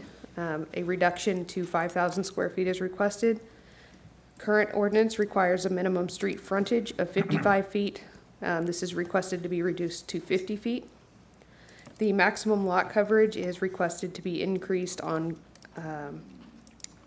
interior lots from 50% to 55%, and on corner lots from 60% to 65%. The current zoning ordinance does not require any transition area abutting existing neighborhoods. The proposal does require a 50-foot minimum separation or landscape edge between existing neighborhoods to the east and west. And preserved common open space is not currently a requirement in the city code. However, the applicant is providing not less than 15% of the net land area to be preserved open space. The north end of the site abuts the Creek Turnpike, an undeveloped property owned by the Oklahoma Turnpike Authority, privately owned undeveloped property, and South Fork Estates. A single-family residential subdivision abut the site to the east. Ernest Childers Middle School is located immediately south of Tucson Street, and to the west is South Ridge Park, another single-family residential neighborhood. According to the FEMA maps, none of the property is located in the 100-year floodplain. Water and sanitary sewer are available from the city of Broken Arrow. The applicant did hold a community meeting on Thursday, March 21st at 6 o'clock. Approximately 13 residents attended the meeting and asked questions relating to traffic, fencing, detention ponds, and the 50-foot buffer areas. A petition in opposition of this development was submitted to the city clerk's office on Monday, March 25th, 2024. The petition had 91 signatures representing 30 property owners in the surrounding 300-foot radius of the subject tract. An independent analysis of this petition was done by INCOG, the Indian Nation Council of Governments, to determine the percentage of the property represented by the petition. Per the analysis, 17% of the property located inside the 300-foot radius, and that's excluding right-of-way and the subject tract, was represented by the petition. Protests of proposed amendments to the zoning changes are subject to the Oklahoma State Statutes Title 11.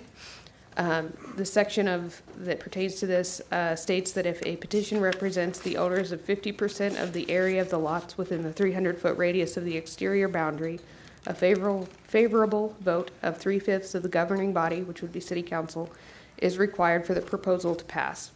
Per the state statute, the submitted petition does not represent the minimum land area required to trigger the 3/5 vote by council for approval.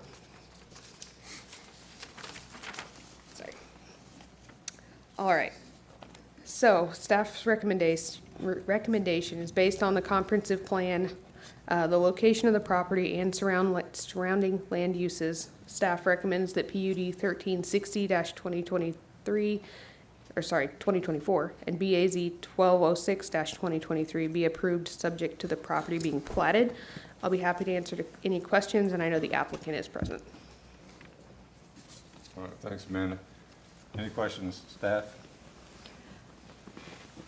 The applicant in agreement? Can you come forward? Oh, well, I didn't call on yet, but hold on a second. Oh, sorry.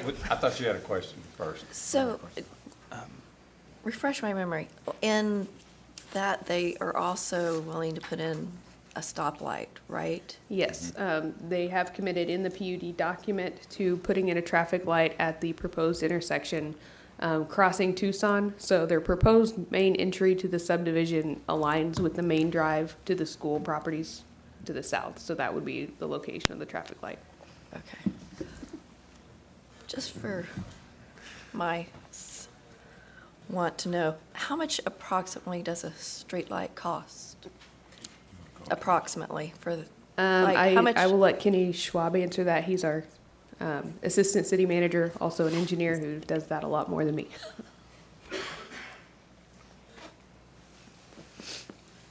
Kenny Schwab, assistant city manager over operations. To answer the question for the commissioners, when the city of Broken Arrow puts in a signal at an intersection, it's running anywhere from $350,000 to $400,000 to go through the Competitive Bid Act to construct the signal. So the design's on top of that, and it usually costs us about $25,000 to design it. Okay. Okay. Thank you. You're welcome. Well, Mr. Schwab, since you're up here, let me ask you a question. Yes, sir. Do you have any, the average daily traffic, ADT counts on the traffic? I know on the website they're on there. I think there's an old one and there's some newer ones on there. Are those up to date, or how are we seeing it on Tucson itself? Okay, so we actually do our traffic counts every 3 years. And the most current one on this is, I believe it was March of 2022, so it's a little about 2 years old. At Elm, the north-south traffic count is about 13,120 vehicles a day. The east-west was, if I remember correctly, 8,600 vehicles a day. So if you go down to At the Tucson and Elm intersection? At Tucson, Okay. sorry, yes. Okay. So if you go down Tucson to 9th Street, the east-west count is about 7,500 vehicles. I think it's 7,520. And that's both ways? Yes, that's a total both ways. Right. And then the north, there's no south leg there. The north was about just under 2,600 vehicles. I think it's 2,560 or something. So along Tucson, in that whole stretch, you're looking at about 8,500 vehicles, a little over 8,000 vehicles a day. So we have That a is good rough both. idea how many we're picking up between the subdivisions, between 9th Street and Elm itself? Yes, sir. Yeah, so, all right. Okay. Thanks. Thank you. Thank you. Now, one of the things I wanted to add before the applicant comes up is, or ask about, how many names did you say were on the petition? 91? 91. When I looked at the petition, I didn't count 91, but there are two sheets that, and you probably know this, there are two sheets that are the same, except for the last 10 names. It's like, you know, you had it signed and Yes. you gave it to people. So did y'all subtract out that, or? We did. Okay. So we accounted for duplicate names. Okay. On the petitions. There were some on various pages, and that's okay. We also, when we're looking at the petition evaluation, we have to look at the land area represented. So if there were, for example, 4 or 5 names that all live in the same household, Right. that household land area only counts for the area of the property, not the number of people signing. So when we say it represents 30 properties, that means there's 30 households Right. that are represented, not necessarily 30 individuals. Does that make sense? Yep. See, because when I looked at the petition, I didn't see the 91, so I didn't know if it wasn't all in our packet or what, so, and that's fine, I was just curious. Matt, can you put up the petition document that I sent you? Yes, thank you. So the areas in yellow are the homes that were represented that fell within the 300-foot radius. The blue is the property that was not represented. And I will say that the evaluation does not count the subject property, and it does not count right-of-ways. questions, staff? Is the applicant present? You have anything you wish to add? A little bit of information for you guys first. Thank you. Is this a copy of the PUD? No. Okay. Thanks.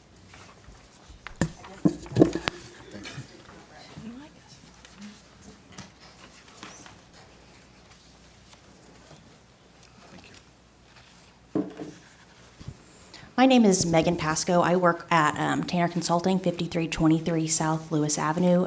Tanner Consulting was the applicant on this project on behalf of the developer. The information I just handed you all has also been given to staff, so as we talk about it, staff will be able to pull it up for the audience to see.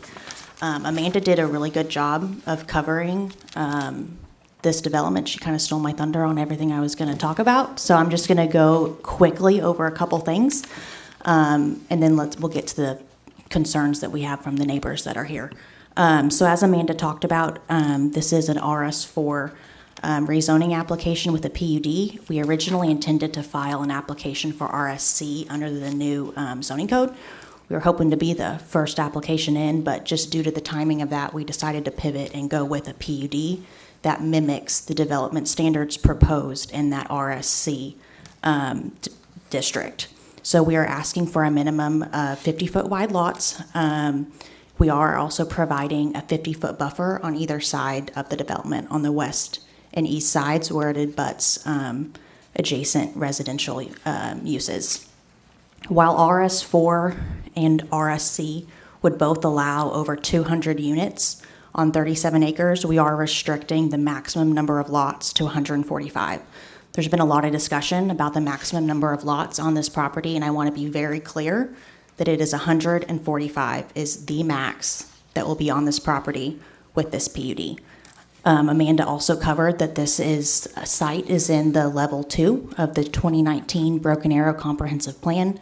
Within level 2, RS4 is an allowed use. We have had a lot of community engagement on this property. The developer has done a lot of work to make sure that we're being good neighbors and listening to the residents in the area and making sure we're aligning with what this area needs.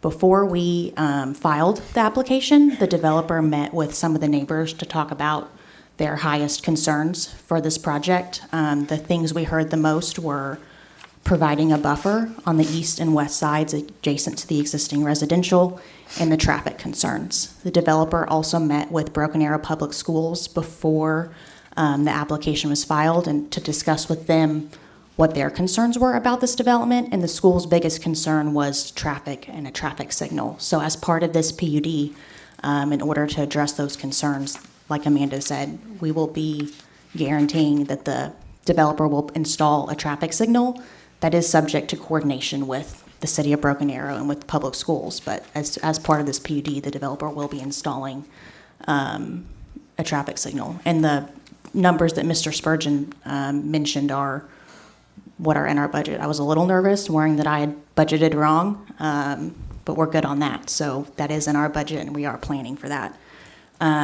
We did have a neighborhood meeting last week.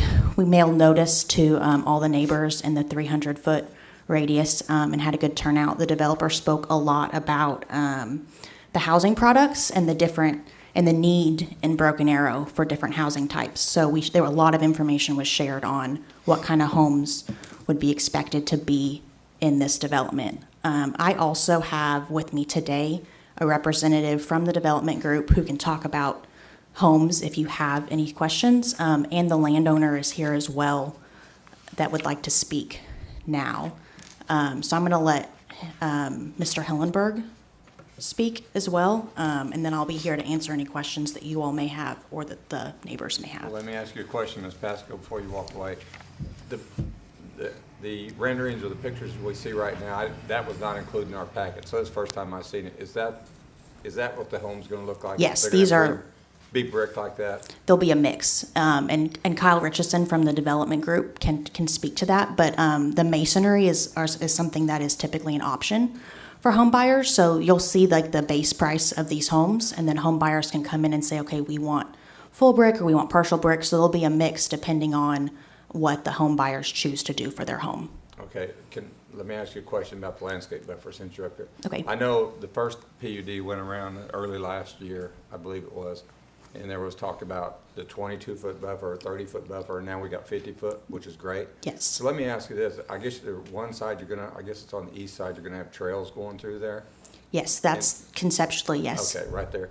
So behind the properties themselves, between the adjacent neighborhood on the west side and the new neighborhood that would be for this one here, is there going to be fencing between the two? Like, so I guess what I'm asking is, will there be an opaque or privacy fence on the very west side of that landscape buffer, and then like residential will have their own fencing also? The plan would be and I don't necessarily, if you just want my opinion, and I don't know if you do or not, if people care about my opinion, but No, I we think value it. I think that the natural landscape buffer, like I want to be able to see the landscape buffer. If I live in those homes and I have this nice buffer with mature trees and and existing landscaping, I would prefer not to have a privacy fence buffer. That's right. Privacy fence. I think That's that what I was takes thinking. away. Right. So there may be, let's see if I can figure out. I mean, to actually have I two think- privacy I- fences with landscape, it's like kind of take a shower with a raincoat. Yeah, no, that is not the intent. The intent would be just for each homeowner. I'll point here first for the people in the audience. Yeah, thanks. People would fence their yards like so, but there would not be a plan to fence the other And side. I'll speak to city code. The current zoning ordinance would not require fencing, or the proposed zoning ordinance for that matter, would not require fencing between the residential uses. See, that's why I was wondering if the PUD was going to be, if it would be written separate to where they would have like horse rail fence or something like that on one side, so in a privacy fence next to, was that South Ridge Park? There's And no that fencing requirements in the PUD right now other than what is required by city Okay. code. Okay. Thanks. Okay, and I know there's gonna be a lot of discussion, so I'll take some notes and come back up and address some concerns, but I'm gonna turn it over to Mr. Hillenberg first. Thank you.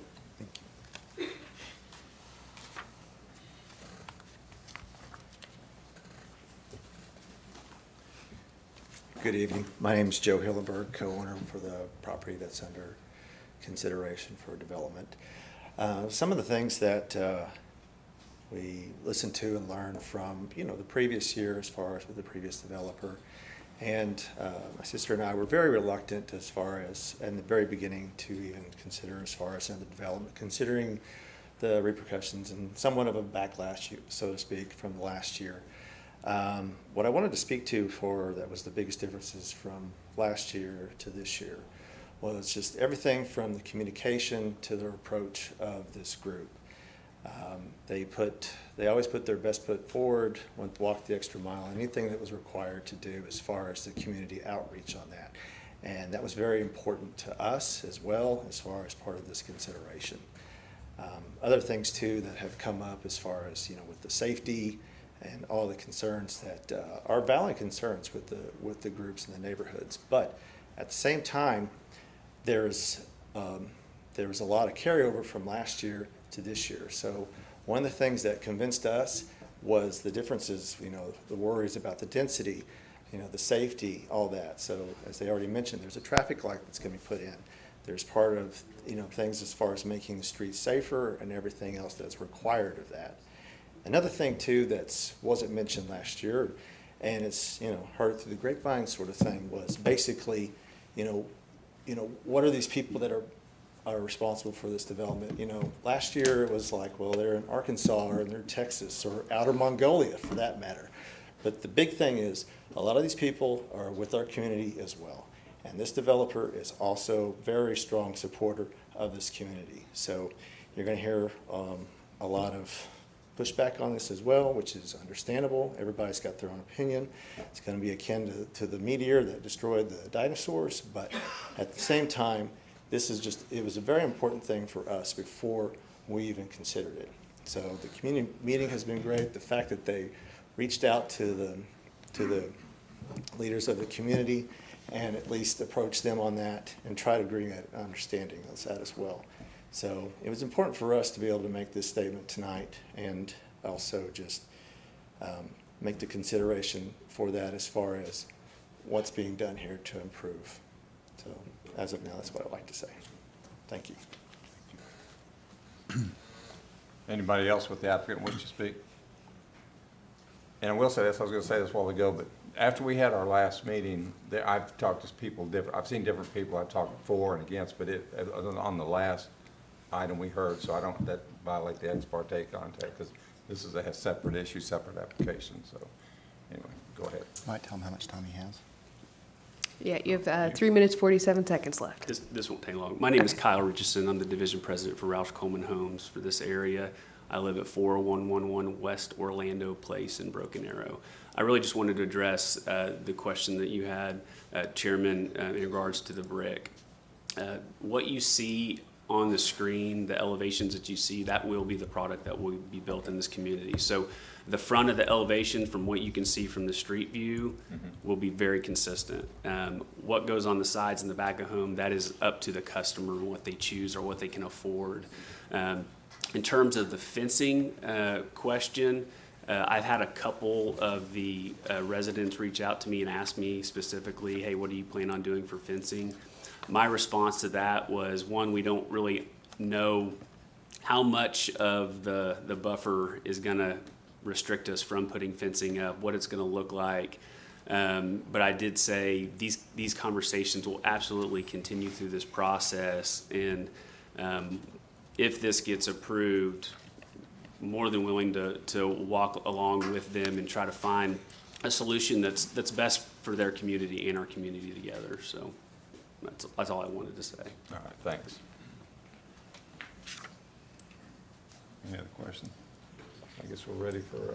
All right, let's do this. Okay, so I'm going to apologize in advance if I mispronounce anybody's name. If I do miss you and you signed up to speak, please let me know. Or you can let one of the staff members up here in the front know, and they'll get you taken care of. So there's a lot of them here, so bear with me. All right, we had 4 request to speak forms that were submitted by email prior to the meeting that were in support of this item. Those individuals were Bill Warner, Rennick Jarvis, Kendra Hopp, and Brenda Barlow. In opposition, I'm going to read the names of the people who did not want to speak first, and if they had a written comment, I'll go ahead and read that. And then last but not least, I'll read off the names of the people who did want to speak, and you can come up and speak at that time. So we had Angela Rogers in opposition. Her comment was safety of our children, lack of infrastructure to accommodate high-density housing. There's already a glut of high-density housing available in our neighborhood, or in our area, I'm sorry. This is clearly a money grab. Lauren Richardson had no comment, but was in opposition. Oh, I'm sorry, nope, she did. There's one attached. I absolutely oppose this major development to be built across from those schools. I've driven by there almost every day for years and see how busy it gets during the drop-off and pickup time. It would be insane to put a housing development directly across. Needless to say, I think that making this area even more busy would present sad potential for kids to get hurt by busy traffic. Yes, there could be a crossing guard, but you would be increasing the risk of doing this. All right. These next few had no comments. Jacob Ellard, Jackson Hillenberg. Oh, I'm sorry, that one was in support. Wrong stack, sorry. All right, Amy Wood in opposition, Matt Wood in opposition, Dickie McPherson in opposition, Loretta Jean Douglas, opposition, Kelsey Vigil in opposition, Steve McLean in opposition, Kristen Corsi, opposition, Sarah Fowler, opposition. I'm going to stop saying opposition. Jonathan Cook, James Johnson, Dana Paleota, Joe Paleota, Steve Paleota, I believe. Cherie Wilson wrote in, new neighbor on 121st across from Childers and Spring Creek. Why the crowded roads are already an issue, the city has not thought about the roads, sorry, this is hard to read. Before deciding on adding more apartments. The schools will be overly crowded with students. I don't like that thought, as many of them are small and no more cheap homes. Corey Nowley, he had a comment, lot size and property value. Jessica Cody, 121st Street development, enough high-density houses on 121st Street for 2 miles, as well as school zone traffic and added students. This needs to be a larger lot home development. Chris Ellerick, Mary A. Williams, Evelyn Larson, Amy Myers, Brandy Bundy, Darren Bundy, Sean Kenyon, Janine Truman, Pat Patson, Michael Patson, Clayton Carth, Jim Conroy, Jeremy Robinson, Carl Carth, Sherry Smith, Scott Toman, Judy Toman, Ryan Reed, Rick Ochell, sorry, David and Terry Long, Willard L. Denny, David Epler, Ann Moore, Jason Langley, Tim Stuckley, Eric Hawkinson, Megan Spears, Paul Neal, Dale Darren, Linda, DeRain, I'm sorry, Jeannie Benzui, Gary Benzui, Kristen Reed, David Kelly, Cheryl Kelly, Steve Warden, Melissa Warden, Jana Hartman, Coletta Soltz, Alicia Stuckley, Wendy Kenyon, Dale Moreland, Carla Moreland, Trish Moore, and James Spencer.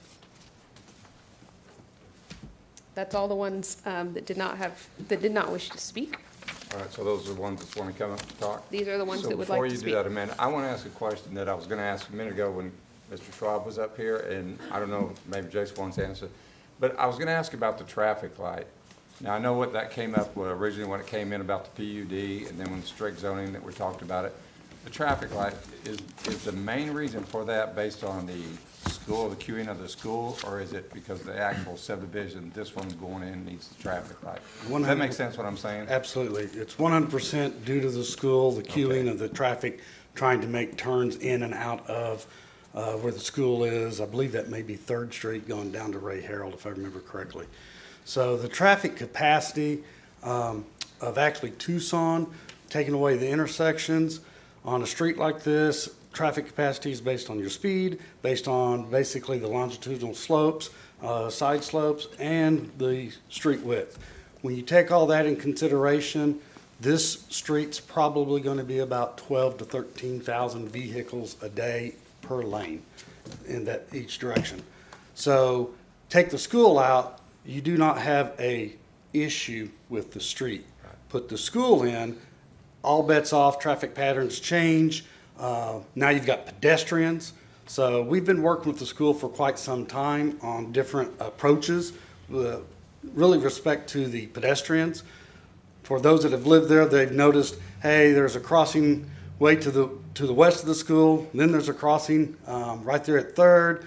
Now if you've noticed this past year, there's 2 crossings, and the one at the center at 3rd has been removed, the pedestrian crossing. The school pays for 1 crossing guard. But if you go to the east of this property, and right there, right up on the north side, yeah, right there, that little subdivision there, I don't know, 10, 12 homes, whatever it is, when they have walkers, they don't want to walk all the way down the sidewalk on the north side. It used to be just a path. And then years ago, they put in the sidewalk. They want to cross immediately. So we actually put in a crossing just east to the right of Fifth Avenue. That just came in this past school year.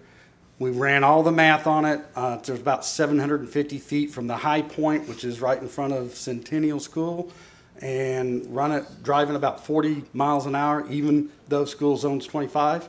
We went ahead and did a calculation of 40. You're 12, 13 seconds away from the high point, so the pedestrians can get across. So we used all traffic standards to make sure that the pedestrians were safe because students were still crossing there. But that is not a manned crossing. So we moved the manned crossing back to the west where it used to be. So this was all working in conjunction with the school. They just couldn't man the crossing in the center, because if you think about it, if you cross in the center, you're stopping all the turning movements again. So bottom line, putting a signal here would greatly impact in a positive direction the turning movements in and out of the school area. So there was discussion about putting a traffic light up before a subdivision was going to even thought about going in, correct? The city has not had discussions of putting a traffic signal in. That would be into a future bond program. Our next bond's probably 2 years out, so we have nothing scheduled, and we have nothing in the budget for it. Okay. Okay? Sounds good, thanks. Thank you. All right, first up on our request to speak forms, we have Ryan Kroll.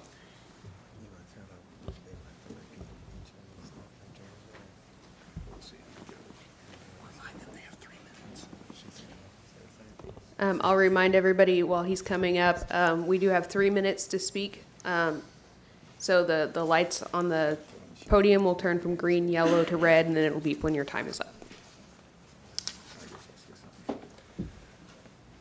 But yeah, just remember you have 3 minutes to speak, and so that you might limit to what you're saying if you don't want to keep repeating what everybody else has been saying, it's to otherwise lead your time up. So you might be aware of that. My apologies for the delay. Oh, the clock's been running. It's okay. Oh, the clock's been running? No, it hasn't. So I'd love to resubmit this because we believe that there were some homes missed in the independent results that you showed. And I couldn't tell. Did you say 17 or 70%? 17%. 17%. And I've got copies yeah, if you want one. Something's in error there. So we brought a copy to resubmit so that can be recalculated. Ryan Kroll, address 6109 South First Place, Broken Arrow, Oklahoma. So I just wanted to speak tonight to the safety and infrastructure. That's my main concern as a resident across the street from the schools. So I have 4 children. They love to play in the neighborhood. And one of the things that comes as a deterrent, actually, although the stoplight is going to be an amazing addition, hopefully something that comes in the future, is that with the proposal of this division having an intersection directly across from the school, in the morning when people are trying to leave for work, and in the evening when they're trying to pick up their kids from school, that is going to be backed up. There's just no 2 ways around it. Unfortunately, the stub street, East Raleigh, that walks right through our division, is an easy bypass because all it takes, and it's not shown on the map here, but all it takes is exiting out East Raleigh from this new division, going down South First Place, out West San Diego, and then you take a right, and you're on your way avoiding all the traffic. I can guarantee of 145 homes, if I lived in one of them, I'd be headed that direction to avoid the stoplight. That's a concern. It's a major concern, and because if you can zoom in where West San Diego and South First, there's a little cul-de-sac there. On any given day, there's between about 10 children playing in that corner, one of them being mine. And I can tell you that they do not pay attention as much as I talk to them and ask them, hey, pay attention, there's traffic. There's people not paying attention. There's people on their cell phones. There's people that just don't pay attention to speed limits or any other signs out there, right? Until they stomp the brakes because they're in a hurry. Right now, that traffic is limited to our division, specifically the traffic coming in and out of South First, because nobody wants to go the long way to go down South First, out West San Diego, out that side. But with the addition of this division and the fact that it's directly across from the schools, in the morning during work and in the evening when they're picking up kids, because that's just how our life works, those 145 homes, if they're trying to get towards Elm, they are going to choose that exit. There's just no two ways around it. They will. I see that because I see it in our current division that neighbors ours on their ways to Walmart or on their ways to Elm. They will choose those side streets before they will choose to exit onto 121st because traffic's a little bit higher in those areas. So that's a huge concern of mine. Infrastructure, yes, of course, our infrastructure is, oh, thank you very much. But you knew that stub street was put in for a reason when you moved there, right? I'm sorry? The stub street itself, going into the next neighborhood, that stub street, going in South Ridge Park. Which stub street? Isn't that the one you were talking about? I'm talking about the one East Relay. Yes, sir. Okay. Yeah. Yeah, right now it doesn't do anything because there's no adjoining neighborhood. That's correct. Right. It's put in there for future planning, but go ahead. I understand that. We'd love lower density because it would bring less cars. Okay. We understand it needs developed, but thank you. Thanks. All right. Next up, we have Chris Straight.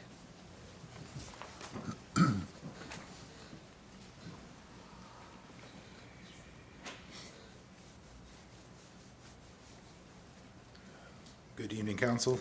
My name is Chris Straight. I live at 6325 South First Place in Southridge Park.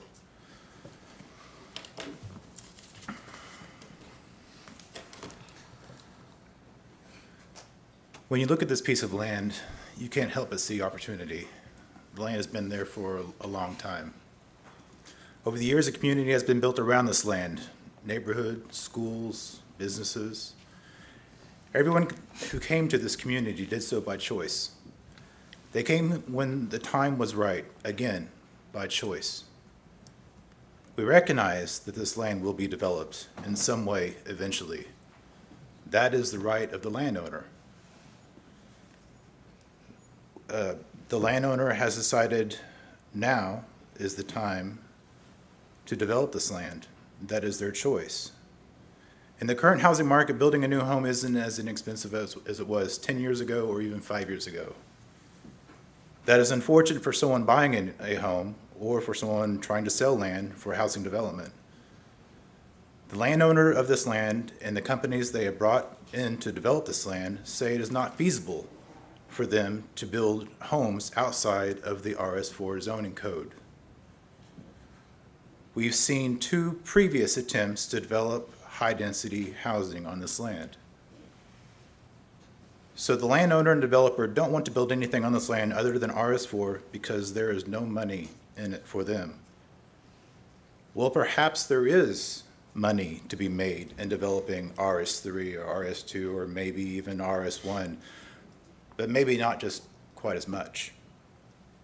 We as a community are not saying this land cannot be developed. That is not our right. We also have no choice when this land will be developed. Again, that is not our right. However, the landowner does have a choice as to when and how this land is developed. This Honorable Planning Commission Council shares this choice as well. Based on the development effort as well as previous efforts, the intent of the landowner to sell this land is for maximum profit. That is understandable. However, the landowner's desire to maximize profit will also have a maximum impact on the surrounding community.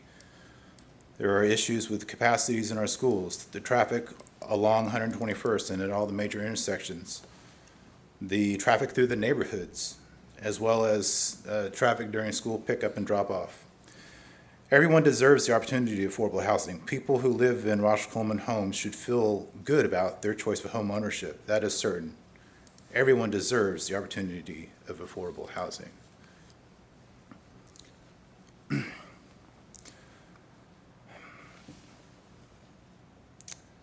We as a community are not saying this land cannot develop, excuse me.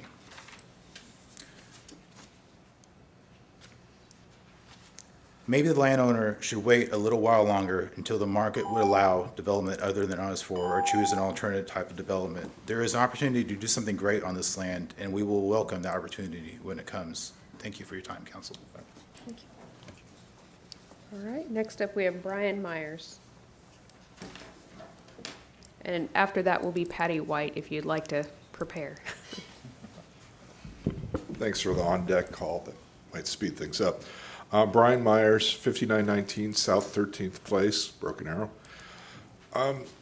I have looked at the zoning in Broken Arrow, and I'm curious if anyone can answer a question. Where is a R4 between an R1 and an R2 exist in the city of Broken Arrow? Does it exist, or are we setting new precedent here? Because my concern is everything that has been mentioned, but it just seems to me, I can't find it. I don't see it. I wouldn't want to live next to it, and I don't want the density. I don't think anybody here in the commission would like it either if it showed up in their backyard. I just can't see it on the map. So that's my question to you. Where is it already there? Are we just breaking new ground? And what's the motivation to break that new ground? So that's my, thanks. Do you like me to answer? Well, you might Please. talk about when RS4 came about. Yeah, so to speak to that, so RS4 zoning district was not created until 2016. So if you do look at the zoning map of Broken Arrow, there's significantly less RS4 because it didn't exist prior to 2016. However, there are a plethora of RS3 neighborhoods with PUDs, which restricted the lot size, or reduced the lot size, I should say, and the frontage. So in essence, there is a lot of RS4, but it's not RS4 in name. To name a specific location, there is a neighborhood of RS4 going in. I believe it's on the east side of Lynn Lane between 101st and 91st. I couldn't name a whole bunch of them off the top of my head. Broken Arrow is a big city. Between an R1 and an R2? Between an RS3 and undeveloped land to the south. Okay, I'm asking for an example, R1, R2, and then an R4. I understand that. If I had time to look it up, I'm sure I could find you one, but off the top of my head, I don't. But just so you're aware, that's kind of where we're at with the RS4 zoning district.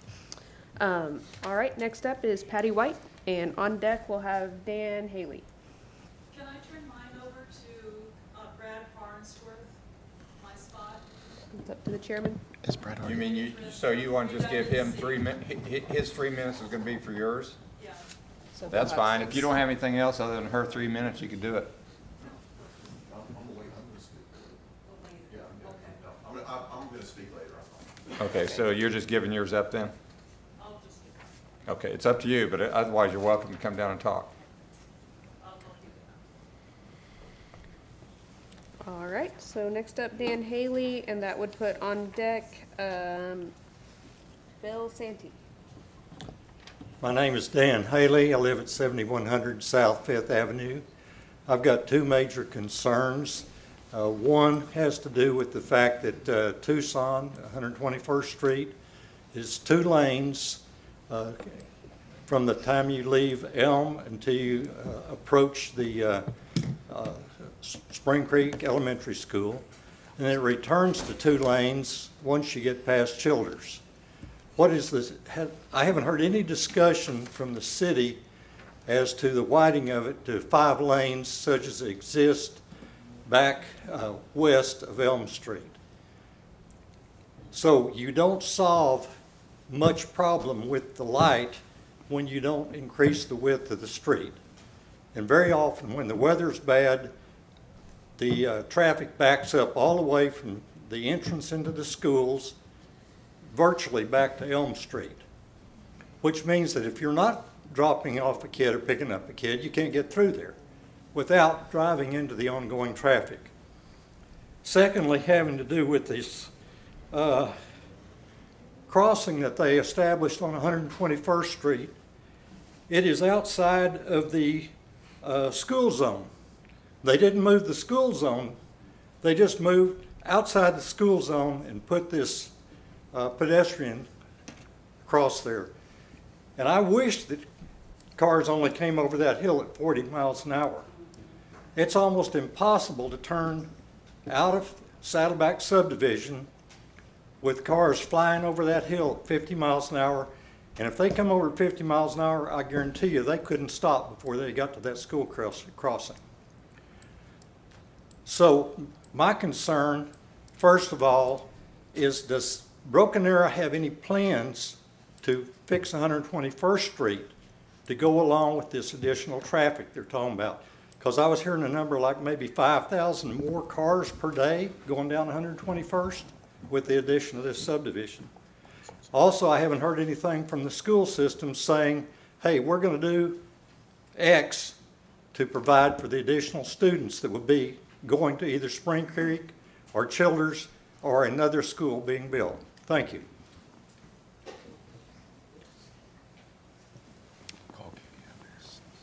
Kenny, would you like to speak to the widening, or would you like to wait till the end? I thought I saw him walk out the door. Yeah. Yeah, let's go ahead and have everybody come up so we can rebut all, or respond to everything all at the same time. So Bill Santi. I apologize if I mispronounce your name. Who's next up? Oh, next up would be Brad Farnsworth. Good evening. My name is Bill Santee. I reside at 6400 South 5th Street, Broken Arrow. I happen to be the first house inside 5th Street, right there on the left. I get to see what we just talked about, that hill and what it causes. About every third day, we'll hear a screeching noise, and we've also seen a rear end accident that's happened that was pretty minor, but we've also asked the neighbors, because we've only lived there 4 months. We've also asked the neighbors, and they said they've had a bad rear end accident that had happened there prior to us moving in, and that they've then put the light in. That light, I used to be sitting in your seat for 7 years in North Texas, north of Dallas. That light is something that is a sightline view. So we had to review all of that, and it's about a 500. I would take issue, it's not 13 seconds. And they do come flying down that hill. Also, on the reverse side, they come up over that hill very fast, and I contend that even that stoplight is going to cause problems because it's going to back up that line of being from the front of the entrance to the schools. It's going to back up clear to the crest, the apex on that hill, and it's going to be a problem because they're going to create stationary shielding for all that foot traffic. So the safety is the big important issue with me, because I don't think everybody is considering the 200 plus students that will be on foot. I don't know if you know right now, but we already have 1,221 students that come in and out of those two schools every morning and every afternoon. That's serious. It's already a problem. That new density is going to make it a really bad problem. We already see it firsthand every single day. We've talked about the ingress and egress. We've talked about the problems right there at the turnout. I really don't think that that stoplight is going to do much. I really think that it's going to cause most of these kids to be relaxed and think those cars aren't moving, and they're going to run across the street because they're on foot. We already have seen that it's a problem, and matter of fact, they changed, the city of Broken Arrow changed the crosswalk from right in front of the school down to where it is now on the west side because of safety issues. They recognize that that hill is a problem, and they put a stoplight or a blinking light there and a crosswalk there. There's already been 2 issues that Broken Arrow has addressed, and both of those are stating, yes, we realize there's a problem there. There's a congestion problem, there's a traffic problem, there's a safety problem. I see it every day.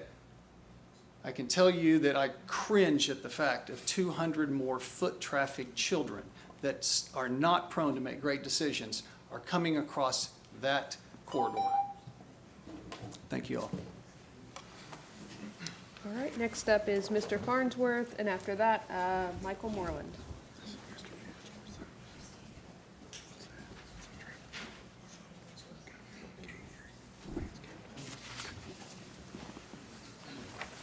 Well, it's good to see you guys again. My name's Brad Farnsworth, 6317 South First Place. I live at Southridge Park. First of all, just thanks for what you do. This is my third opportunity to be a part of something like this. I've never been a part of this in the past, and what you do is really difficult. It's hard, and but I just have great respect for you now, this being my third time to see this. So this, this commission has already voted on this twice. This is the same thing as before. So here we are a third time. This is the same type of high-density development as the previous two. The last one was RS4. This one's RS4. The previous development said, before this commission, and stated that they would build only 148 units. That's what they said. And this development is saying, we're going to limit it to 145. It's the same thing. It's just the same thing. It's this high density. You're talking about over 300 cars here, and is a stoplight really going to fix this issue? One of the things that this commission's talked about, and just to remind you of, is the bond issue. That came up the last two as well. When is the bond issue? And we met with city officials, kind of, because I want to know about that.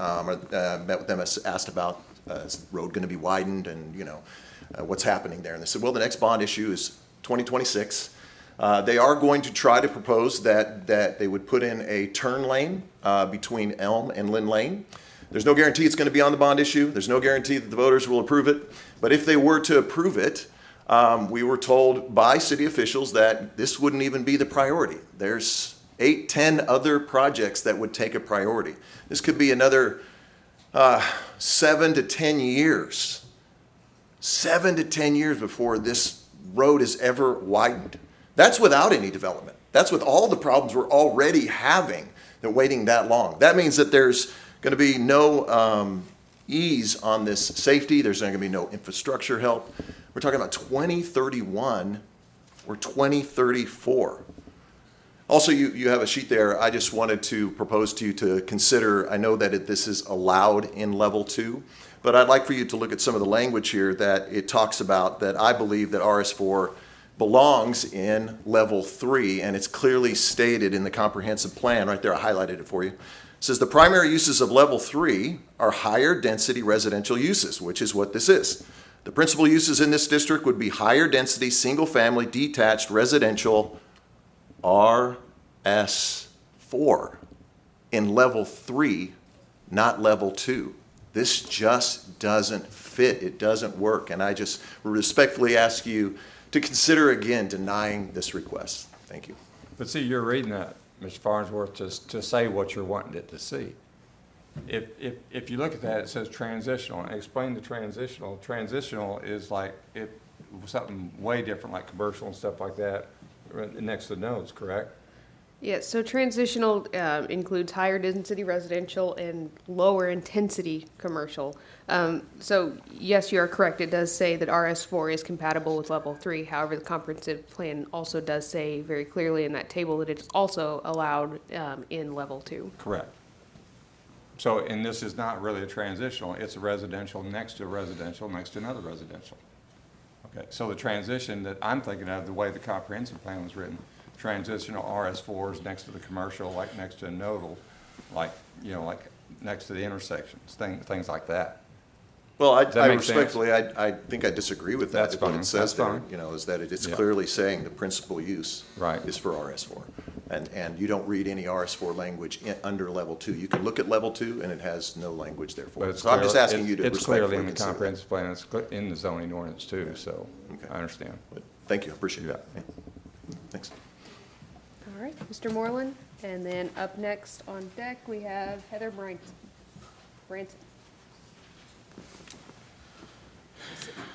Hello, Mike Moreland, 110 West Quanah Court. I'm basically on what would be the west side of the neighborhood. Kind of like I could see where the proposed street would enter into the new neighborhood.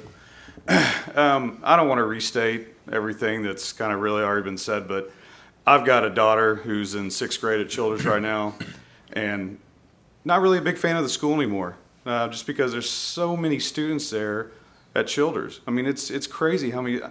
Just so you know, I've lived in this area since '84. I went to Childers and Spring Creek when they first, were opening, and I loved it. And now I've got a 6th grader going to Childers, and he's not a big fan of it, just because there's so many students there. And then if we're going to add in this additional high-density neighborhood, I mean, I just don't understand the logic on it. We're just going to overcrowd the schools even further. So that's pretty much all I wanted to say. Not great at public speaking, so thank you for your time. Thank you. You Heather. say you're afraid of public speaking? Not a fan of it. Oh, neither am I. Neither am I, to be honest with you. Ms. Bryson, and then up on deck, we have Dustin Fletcher. Hello. Thank you for having me tonight. My name is Heather Bryson. I'm at 301 West Raleigh. I'm on the west side of the neighborhood opposite from the Greenbelt area where the new development would be. I also own a business in South Broken Arrow at 101st and Aspen. The biggest concern for me on this development, in addition to everything that everyone else has said, and Ryan, I'm one of those people that takes the side roads, the back roads, like essentially to get to Walmart. So it does happen.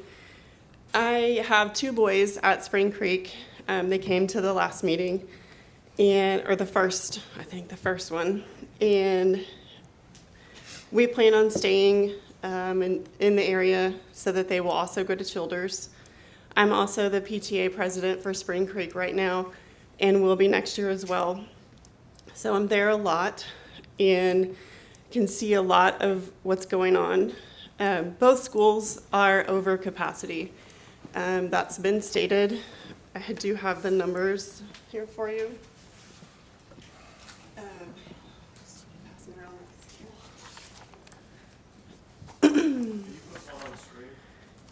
Do we have that ability? Matt, is the overhead projector working? It is not. Oh. So the gist of the spreadsheet that I passed out, just for everyone in the audience, is that right now at Childers, there's room for 1 student in 1 grade out of the entire school. And at Spring Creek, there's 0 room. It's over capacity in every single grade. So there's literally nowhere for 145 new homes full of schools to go. In some of the community meeting and information that we were given, the developer indicated that 63% of their home buyers do not have children. And I believe that's their national average, but I don't believe it's taken into account that this neighborhood would be across from 2 coveted Broken Arrow schools. I think we all understand that the majority of people buying a home in that neighborhood will have children, because if you don't have children, you're probably not going to buy across the street from a school. Just saying. But let's just say, only 100 of the houses have children, and let's say they all just have 1 kid. That's still 100 new students being crammed into schools that are already at capacity. We don't have anywhere for them to go. Broken Arrow Public Schools has a strong reputation in the state and the regional area, and I believe it's up to us to protect that reputation, but more importantly, protect our kids and our teachers and the district. The overcrowding is already here. There's no way for us to even get a new bond option until 2034. That's a long time for us to deal with it. So thank you for your time and for thinking about the children. Thanks. That's Since- extras. Since you have extras, would you mind handing one? I know Mr. Farnsworth would like copies. Amanda, if you wouldn't mind, if anyone else has documents they would like shared on the screen, please bring them to me now and I can scan them in so that we can share them when it is your time to speak. Okay. We have 2 more speakers, Mr. Fletcher, and then up next on deck is Rachel Fletcher. Dustin Fletcher, I live in South Fork. Good to see you guys for the third time. Really appreciate it. I didn't get an opportunity to see anybody since the last two previous times that I've been here.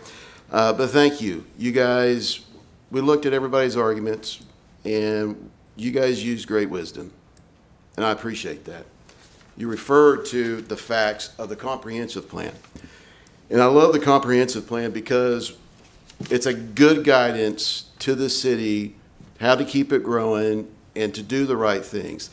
So we've heard infrastructure, public safety. So let's talk about character and scale.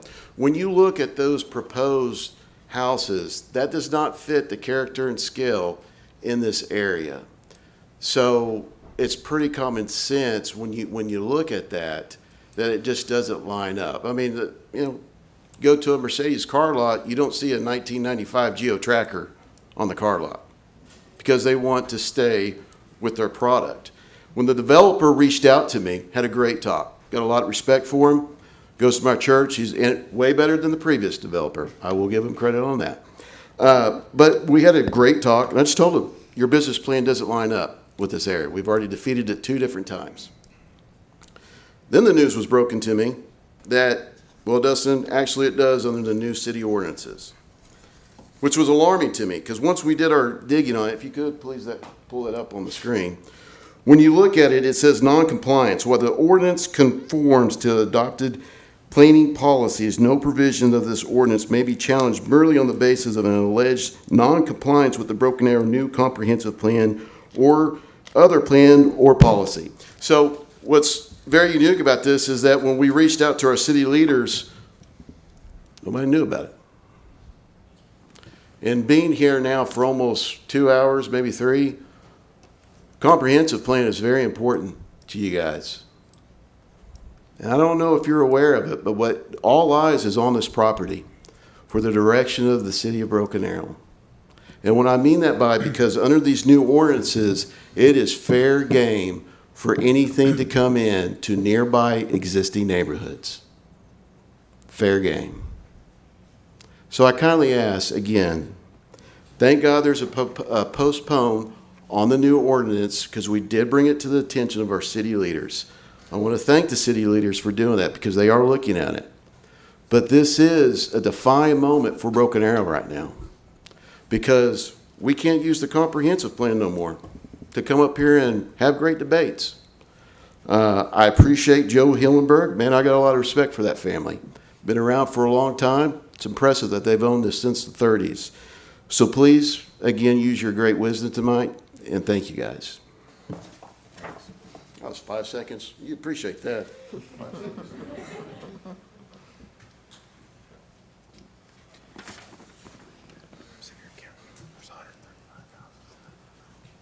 Still just as short as last time. My name is Rachel Fletcher, and I live at 6308 South 5th Avenue. Once again, I just want to thank you guys for your time, your commitment to the city citizens, and listening to our genuine concerns tonight. It's similar to the last 3 times, but there's still genuine concerns. And I think that's why we're seeing such pushback right now. Again, this is so similar to last time. Now, I do want to remind you that we're underneath the current ordinances, and it does stay underneath 51A2 that we are to protect and enhance residential neighborhoods, commercial districts, and other areas by encouraging physical development that is of high quality and is compatible with the character, the scale, and the function of its surrounding area. All 3. Now, the developer's putting in front of you an R4 with actually an amended lot size that's smaller. This isn't a 6,500 square foot lot by 55. This is a 5,000 square foot lot by 50. And yes, there is an exchange for buffers. I get that. I've told the community, hey, you know what? Good deal for me, I back up to it. But at the end of the day, I'm looking at my community members, and I'm around them. I talk to them, and I can't possibly support anything that I know is going to place a burden on our infrastructure and on our schools. Now, underneath the PUD, it says that it's the job of the developer to prove to us how this land development is going to encourage integrated and unified design and function of various uses comprising the planned unit development, along with to encourage a more productive use of the land, consistent with the public objectives and standards of accessibility, safety, infrastructure, and land use compatibility.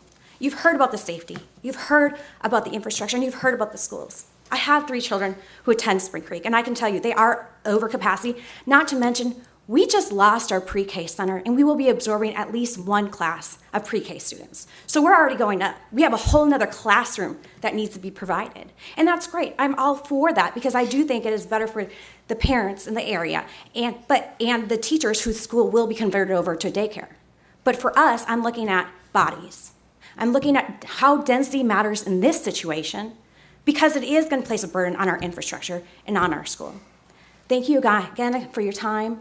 And just, I ask, please consider the character, the scale, and the function of the area. Thank you so much. Oops. All right, thanks. That was our last speaker. That was it? Okay, so I guess we'll close out the public hearing now. Yes. They gotta come back down. Do we want to let people on the break? I'm sorry? I guess. Yeah, What was that? so you call the applicant up for rebuttal, or Mr. Schwab, or whoever you need information from. Well, I guess, let's have the applicant come back up for a rebuttal. Do you have anything you wish to add? Okay. I appreciate all the good comments from the neighbors. It sounds like to me the biggest things, school, traffic, and then there were some concerns about density. And I can't speak to it as well as Mr. Schwab can. He's the expert in the Broken Arrow existing road conditions. But Tucson, or 121st, is labeled on the major street and highway plan as a primary arterial. The ultimate plan for that road per the major street and highway plan would be 3 lanes in either direction with a center median. So that road is earmarked for future road improvements. Like Mr. Schwab said, a traffic light is only going to help a situation that we already have. It sounds like the neighbors have concerns about safety and traffic in this area already. So there is an issue there existing today that we are going to that we would help by installing a traffic light. There were some concerns about or some questions about density. The density of our proposed neighborhood is very similar to the density of the neighborhood to the west. So South Ridge Park, the neighborhood to the west, has 138 lots on 40 acres, which equates to 3.5 units per acre.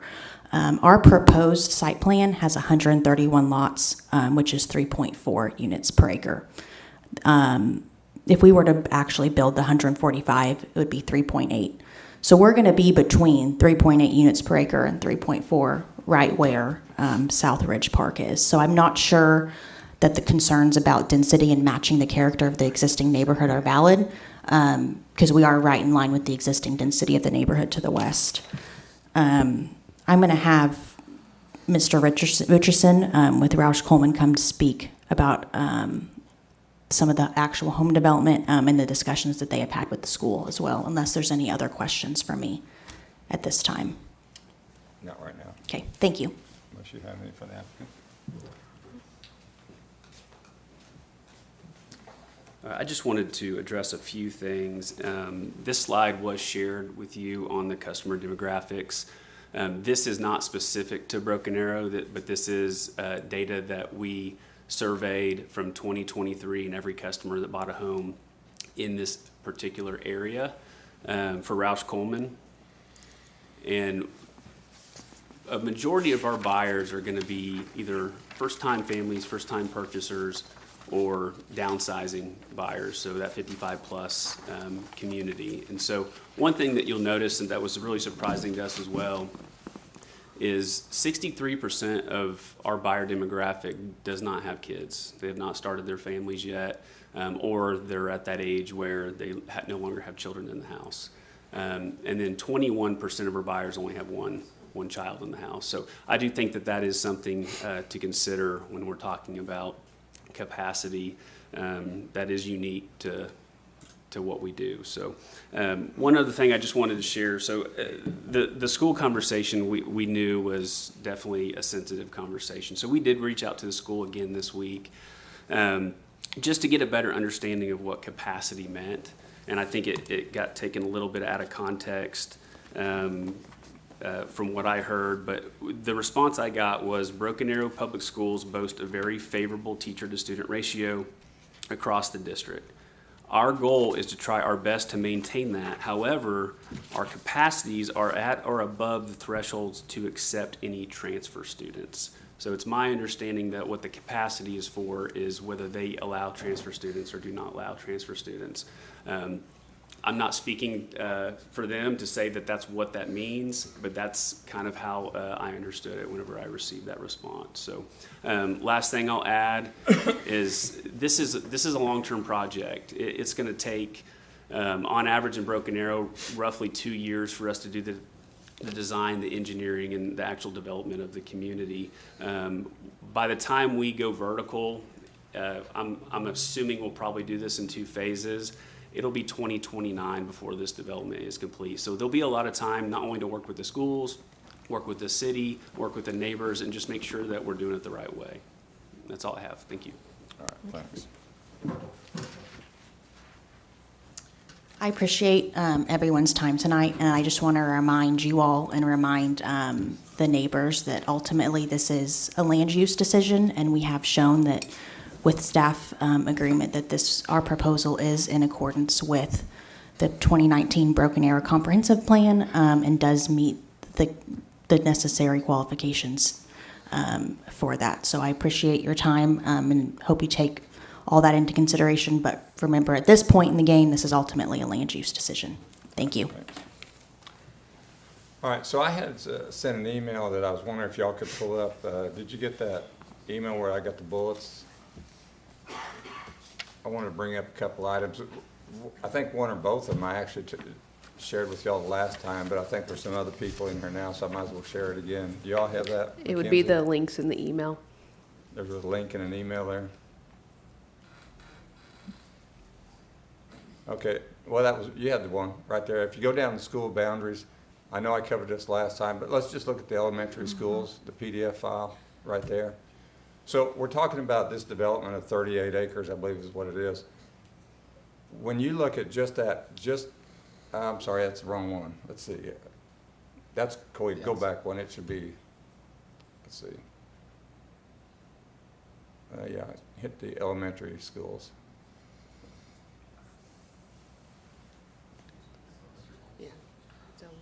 Oh, there it is on the bottom. I'm sorry. Yeah. That's right. So if you see, I don't know what color that is, pink or whatever color that is. So you look at Spring Creek Elementary and you look just north, south of the turnpike, you'll see where this development is. But you look at the rest of, there's 12 square miles that potentially has development available. I don't know how much percentage of that, but there's a lot of areas that's not developed. So you don't want you're talking about the school crowd, overcrowding. Look at all the other development areas those are what's going to go to Spring Creek Elementary. So if there's not a moratorium that I know of on development of these residential areas, so you don't want any houses built in that area. I'm not talking about what size, just that you don't want any houses built in that area because they're going to be going to school. We'll look at all the area, and if you go down south, there's actually 12 square miles that could actually go to Spring Creek Elementary. So that's a lot. So I could see where you might be protesting this one, but you'd be protesting a lot, 12 square miles.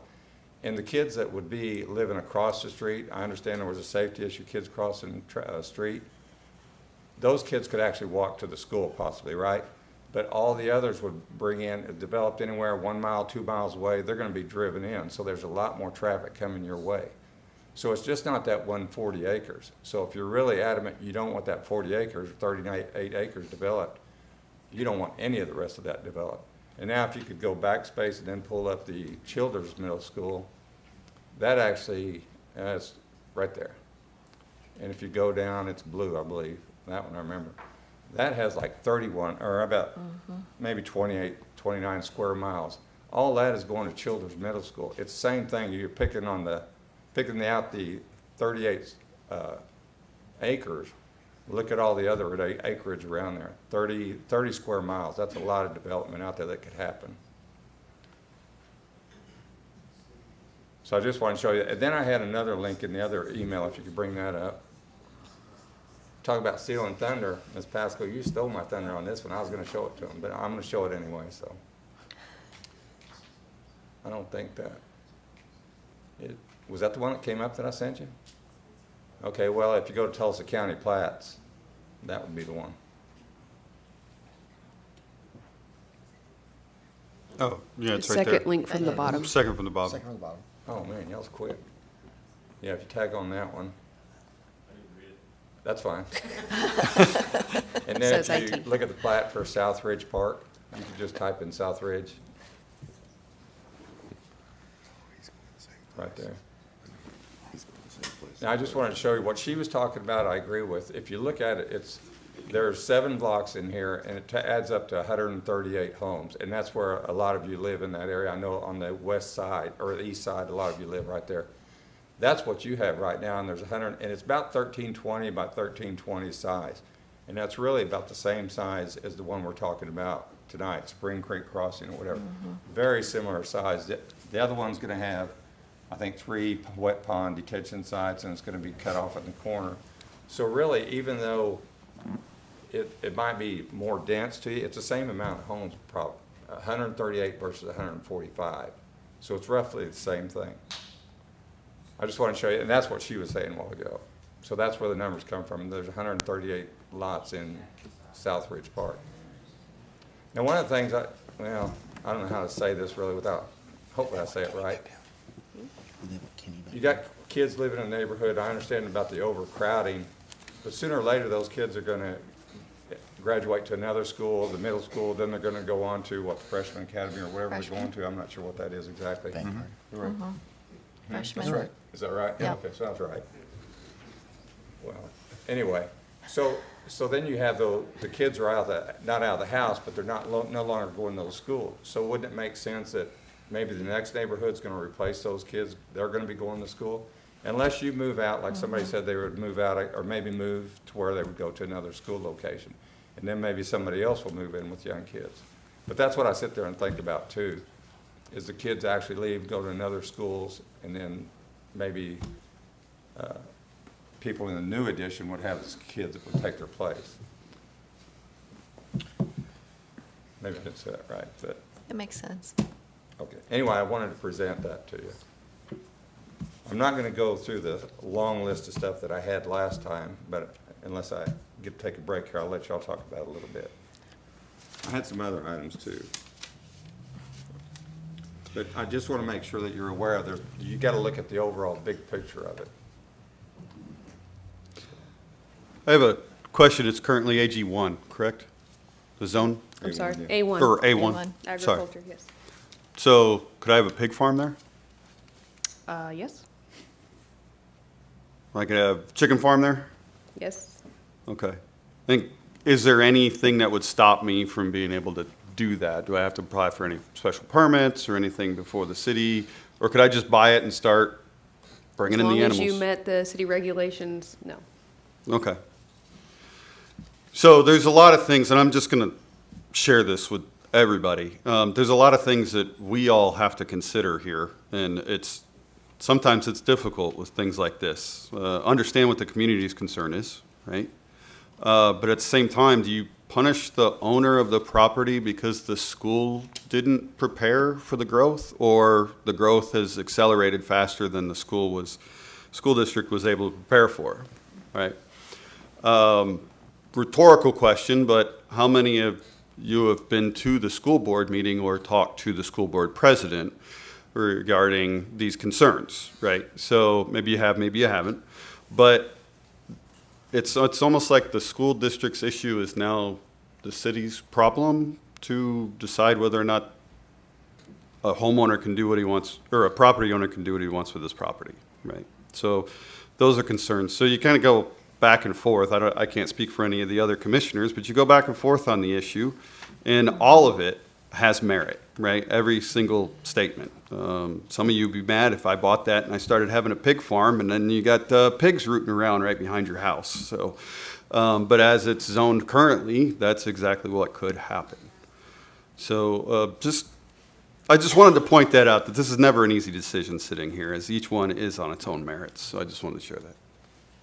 And Broken Arrow is an amazing school. Mm-hmm. And our superintendent graduated from Broken Arrow. And he is doing a lot to work on the capacity of the schools. And they're like, Commissioner, there's a lot of land that feeds into Spring Creek and Childers. A Well, lot of land. It's not like the schools are left in the dark. I know the schools that are going to the technical advisory committees. They were involved in the comprehensive plan. Mhm. This was not an amendment to the comp plan. This was set up for residential from when the comprehensive plan was written. So the schools knew that it was coming in. And I would imagine a lot of you that moved in knew that it was going to be residential too, but I know you're wanting less dense homes, I understand that. But one of the things I look at, this has been through here 3 times, we've seen a lot of it before. So it's been here 3 times, and each time it's come in with less number of lots. And this is the lowest one. They provided the landscape buffer. I know that was a big issue at one time. Traffic light was a big issue at one time. It's there. Less lots. I mean, it looks like they're trying in good faith to work with the community, with the local area. I hear a lot of different things about why we don't want it. We don't want it. It's kind of changed from one meeting to the other, to be honest with you. But school overcrowding is the main one that I've seen. Okay. I read the minutes, so, okay. All right. The public hearing is closed. I'm sorry, we can't Now- take comments. Now, I'll let Mr. Schwab talk about the roads if he could, on what might happen with that. While he's coming up, I'm just going to say, yeah, I didn't mean to sound negative in any way towards the school district. They are amazing. That's why I live here, and that's why my kids went to the school here. But those are challenges that are faced. We also have what Mr. Goranson said earlier regarding as attrition, the students graduate and move on. I mean, there are other cities in the area where you got dead neighborhoods because there's no enrollment in schools because people stayed there, and now they're older and the enrollment changes. So those are also things that always need to be considered as how the demographic shifts over the years. And I just wanted to say real quick too, I thought Miss Lady, I forgot your name, but I apologize, but I thought you ended your comments quite appropriately by just reemphasizing what the scope is as to what the decision is actually based upon tonight, with being land usage as well. So I thought that was very timely and appropriate. Okay, excuse me. So with respect to the roads, and we're talking mainly Tucson here, I'll have to double check. I think it's actually a secondary arterial. Megan said it was a primary. We'll double check that. Secondary arterials would be 100-foot right-of-way, and ultimate build-out is 5 lanes. A primary arterial, if she was correct, and that's what it is, right-of-way is 120 feet. So that's 60 feet either side of the section line. And the ultimate build-out would be 7 lanes, much like Kenosha. What we see internally, this road would be a 5-lane road in the future. Right now, the traffic counts do not warrant that it's high in that priority. Go back to Elm and Tucson. The way we kind of look at that is we'll take the average traffic in the north-south, average traffic in the east-west, add them together, and we kind of get a total account at that intersection. You're looking at maybe 21 to maybe 22,000 vehicles 2 years ago, compared to the northern end of town, Kenosha and 9th Street's running 60,000 plus. I believe let's see, that would be Aspen and Kenosha is running about 50,000 plus. Elm and Kenosha is running about 45,000 plus. So you've got 3 lanes or 3 intersections up there that's running 45,000 plus. So this is about 21 to 22,000. Lynn Lane with only one that way, you're really looking at only about 10,000 vehicles. So again, the issue really is the school and how it impacts that street. And you have to understand under state statutes and the way it's set up, when schools go in, they do not pay for public improvements. So here, when the school went in and whatever year it went, they were not required to build out Tucson. They were not required to put in a signal. If we did require it, they were not legally bound to do it. They actually legally cannot do it. So all of that burden falls back to the taxpayers, i.e. the city. That's everywhere the school has built, we've had those challenges. Broken Arrow is a growing city. It's a growing school system. I'm a graduate of Broken Arrow High School and wouldn't want to go anywhere else. All my kids are there. So the impact, that Broken Arrow has been growing as a school for 5 decades. When they cluster schools together like this, it creates a huge problem. It's the stacking of the vehicles. Really, drop-off is one thing, pickup is worse. The elementary schools are the worst with respect to the pickup. The cars come, they come very early to get in line so they can be first to pick up their child, the student, and they back onto the arterial. Every school that we have, whether it's internal in a school, in a neighborhood, or I'd call it external, they have their property and they're sitting on an arterial. Every school we have in the city of Broken Arrow, Union does it as well, backs onto the arterials, backs up. It's just not enough stacking. Go way up north where Centennial is, they'll shut down the road. We've got some that have been very, very challenging. Albany just opened up to 5 lanes. There is a signal right at the school and the subdivision. I'm already seeing cars reroute to the signal inside that subdivision because they do get out. When the signal goes green, you get several 30 seconds of cars moving. What happens at this location is you're stacked up, one car picks up, you can only pick up a child on the right side of the vehicle. You cannot route traffic in any other way because now you put that child at danger. That child must be picked up on the right side of the vehicle at all times. That creates a huge problem here. I know a couple of years ago there was and I will address one issue about the moving the crossing. A couple of years ago, a child was bumped by a car, and of course it was reported hit. That's a hit. So when we investigated what happened, the parent did not want to get into the turning lane because they couldn't get through car one. You got both directions coming in, so just like one at a time. They were in a hurry, so they went to the far north lane, which is your through lane. They stopped, let the child out on what side of the car? The right side of the car, which would be the blind side. The child went in front of the car, which is still blind, and started to cross the street and got hit. Now, that was, if you had a signal there, you'll actually get cars through, 20, 30 cars at a time going through, and then they stop. So you'd be more encouraged. It's still, like I said, it's still really the stacking of the vehicles. So bond-wise, I think Brad talked about it. Mr. Farnsworth, sorry, I know Brad.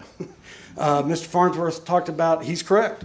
The way it's set up right now, we do not have any money in our bond program. We had, I think, $850,000 to kind of repave Tucson in this location. We've done that.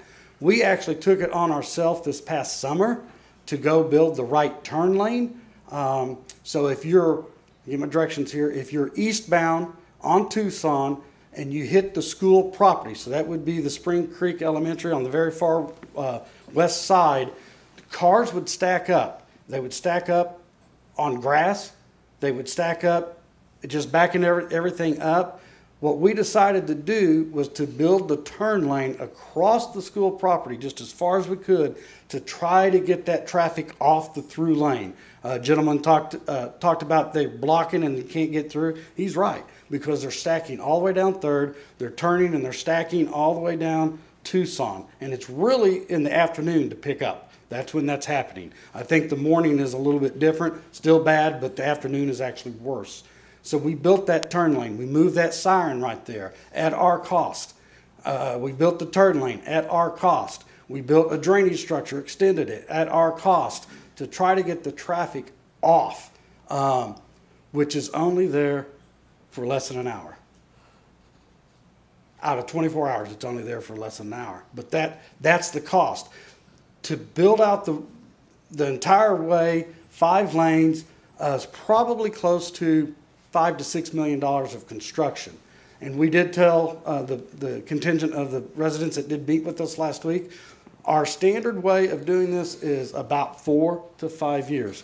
Takes about a year to design the road, takes about a year to get a right of way, takes about a year to move and relocate all the public utilities and the private utilities, so O&G, PSO, Cox, Windstream, whatever's there. We have to move those. If there's actually another company in there, or a few times, we have to get that moved. It takes about a year to do that. Then it takes about a year to do construction. So that's about 4 years. It's been taking closer to 5 to get through that process. Costs have been going way up. So back to Mr. Farnsworth's point, yes, we would have to put this into the 2026 bond. It has not been approved. It has to go to a vote of the people. The public could say no, but assuming the public says yes on transportation, then the first available sale would be most likely August, September, that fall of 2026. Would this actually be in the first sale? Don't know. Don't know. We may have other priorities and other needs at that point in time. It certainly would be a great consideration, but don't know if it would actually be there. Assuming that it is, from 2026, it'd be probably 4 years, just like Mr. Farnsworth said. So it would be complete probably by 2031. That's best case scenario. So, and the only other comment was something about the, didn't agree with the numbers. Well, technically, we did not use the national standard, which is set forth by the Institute of Traffic Engineers. At that point in time, you can actually take it from the individual's eye level, so which is generally considered 4.5 feet up, looking down. Well, these are children. We wouldn't use 4.5 feet. We would use about 3 feet up off the ground. And then when do you actually see the vehicle crest the hill? You don't see it when it's on the hill. You actually see the vehicle when it's on the back side of the hill. You get to use about 4.5 feet. We didn't use a line of sight, and we didn't do all the trig to do that. We can, and it's not difficult. We have all the engineers that can do that. I can do that. It's pretty simple. We actually took the most conservative approach. Forget all the stuff that the national standards say I can do. Let's just take it from the feet on the ground to the peak of the hill. We looked at 40 miles an hour. We looked at 45 miles an hour. We looked at 50 miles an hour. In a school zone, if somebody's doing 50 miles an hour, we need to be pulling them over immediately. 40, we need to be pulling them over. We took it at 40, just standard time, but you're talking about school time. They're going to be going a lot slower. But we did take that. You are looking at 12 to 13 seconds. That's conservative. If I used all the national standards, it would be actually greater. But at that point, we would actually hire a traffic engineer to confirm it. Actually, if the developer moved forward, the developer would actually have to do a traffic impact analysis. So real quick, what does that mean? Everywhere in the United States, Broken Arrow is with the same standard of practice. We do not require that property owner to do the engineering before they go through and get their zoning, and in this case, a planned unit development. That's not required because that's a pretty big burden on any property owner. Let's say it was you trying to develop it, and we required you to spend $40,000, $50,000, $100,000 in engineering, and then it got turned down. That's a pretty big expense. So you go through the zoning somewhat contingent upon does the traffic impact analysis comply with that. So that engineering will be done on the back side. In this case, there's enough information and enough internal knowledge from the residents and from city staff that we know a traffic signal is going to be required.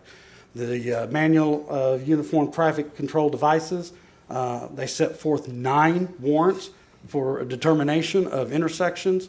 This one's going to meet on peak hour, most likely. There's an 8-hour, it won't meet 8-hour, it won't meet 4-hour, probably won't meet on the roadway network, it will meet on the school, certainly won't meet at some of the others. So all you really need is to meet one. We think it's going to meet at least 2 or 3, and that's not which would warrant, and a warrant doesn't necessarily mean required, but warrant a signal. So hopefully that helps with your decision making. Well, let me ask you this, Mr. Shaw. So Yes, sir. how much of the do we have the right of way in front of the property and enough for the expansion, or we'll have to get that with the? Yeah, ultimate right-of-way would be required to be dedicated at the time of platting the property. So we don't have it yet then, So right now at all? I'm not sure exactly how much we have at this point. Maybe you can speak to that, but we would require ultimate from the developer at the time of platting.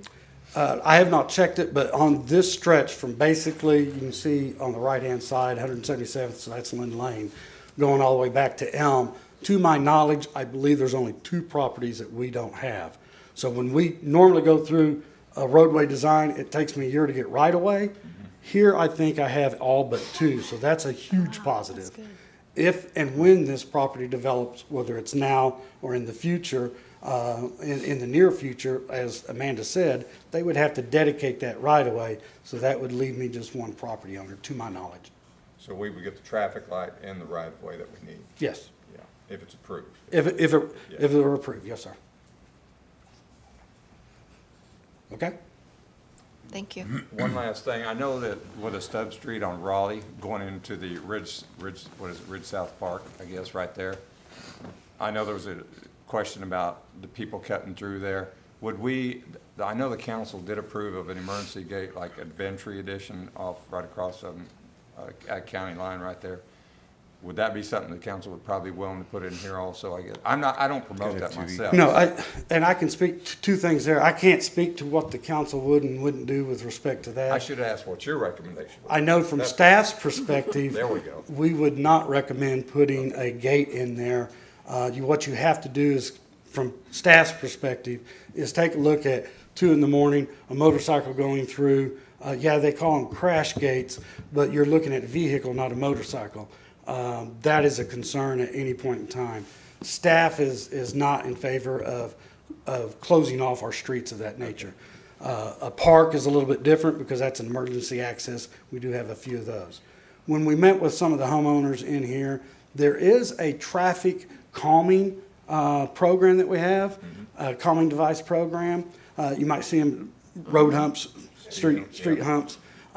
In this edition, they did bring up some really good points in here that I believe your streets are a little wider than normal.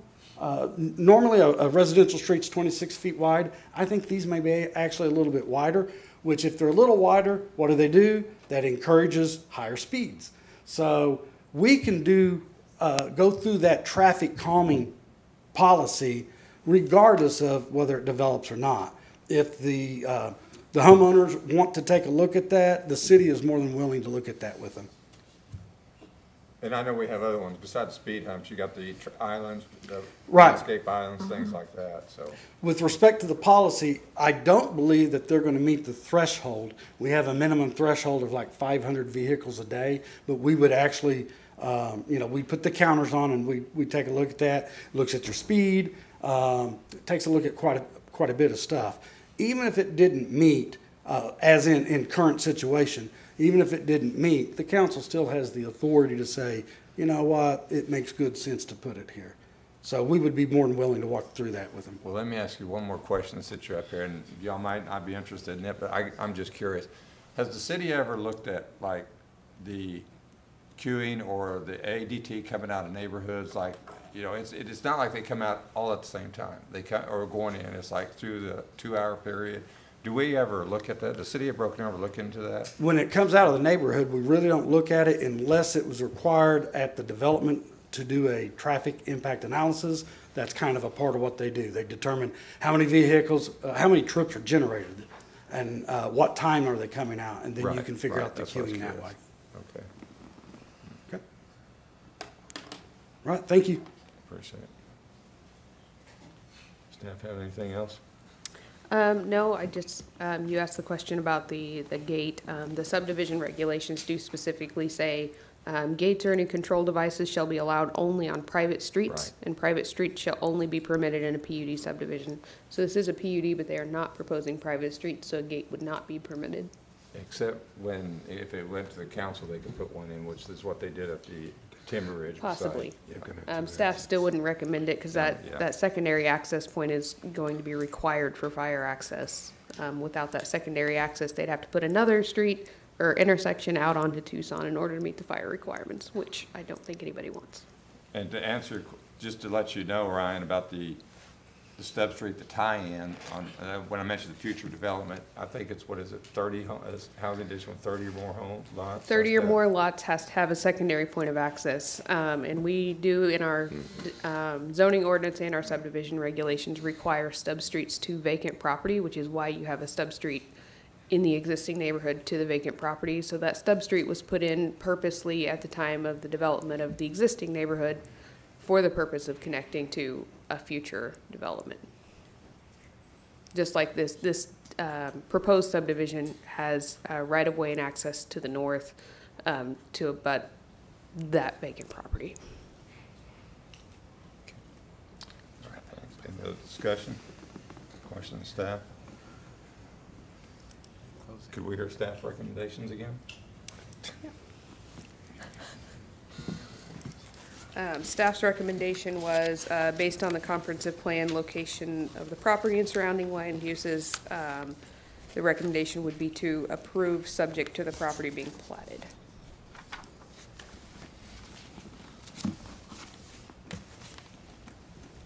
All right. Commissioners have a pleasure.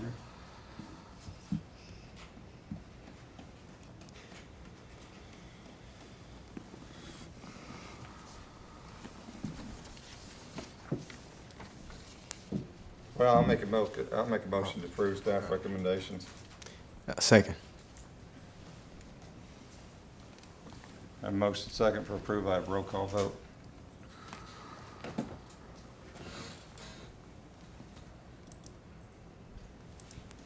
Mindy Payne, Yes. Jason Cohen, Yes. Jonathan Townsend, Yes. Robert Goranson. Yes. Okay, that'll go to the city council on April 16th. Yes. At 6:30 in this same room. And you'll have to sign up ahead of time to speak, just like you did for this meeting. Yep.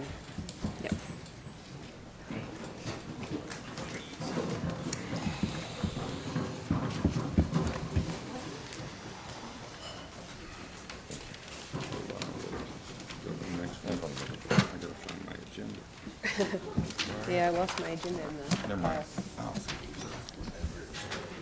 Thank you. We have a couple more items to wrap up. Yeah, staff don't leave. Thank you. Reverend, right? Reverend? You guys sound like you guys. I didn't mean to sound like it. You're not. Thank you. Appreciate your time. Thank you. Well, thank you. Thank you. Ryan, right? We appreciate you guys coming out to Yes. speak. Yes. But Brad, it's Thank not like you. the first That's time the important you've seen this, but you have an opportunity to go to city council. Thank you. Yeah, same thing. Thank you. Thank you. All right, moving on. All right, so the next item on the agenda is item number 7, appeals. Guess We have none. General commission business, none. Remarks and inquiries. I have none. Oh, Guess we're ready. Farhad, hold on. Oh. Oh, A possible remark. I introduced him before the meeting unofficially, but I suppose I should officially recognize our new Director of Community Development, Rocky Hinkle. He comes to us from, been at the city of Broken Arrow for about 6 years, was previously Director of Streets and Stormwater, so he's moving over to our side. We have cookies, lots of cookies. So welcome, Rocky. I think that's it. Farhad, and did I miss anything? Okay. Well, welcome. You've done a wonderful job with the streets. We're glad to see you over here as well. So Yes. thank you for all your work. All right, ready, motion for adjournment? Oh, I'll make a motion to adjourn. Second. sure? Have You motion don't wanna second to Yes. adjourn. 3.5 hours. We have motion second. Have roll Who call. seconded? I did. Anybody? I don't know. Please. Staff seconds. Mindy Payne, Yes. Jason Cohen, Yes. Jonathan Townsend, Yes. Robert Goranson. Yes. 8:44 for the record. All right. Thank you, everybody. You know, they did a lot more than It was that. a long haul, but we got it.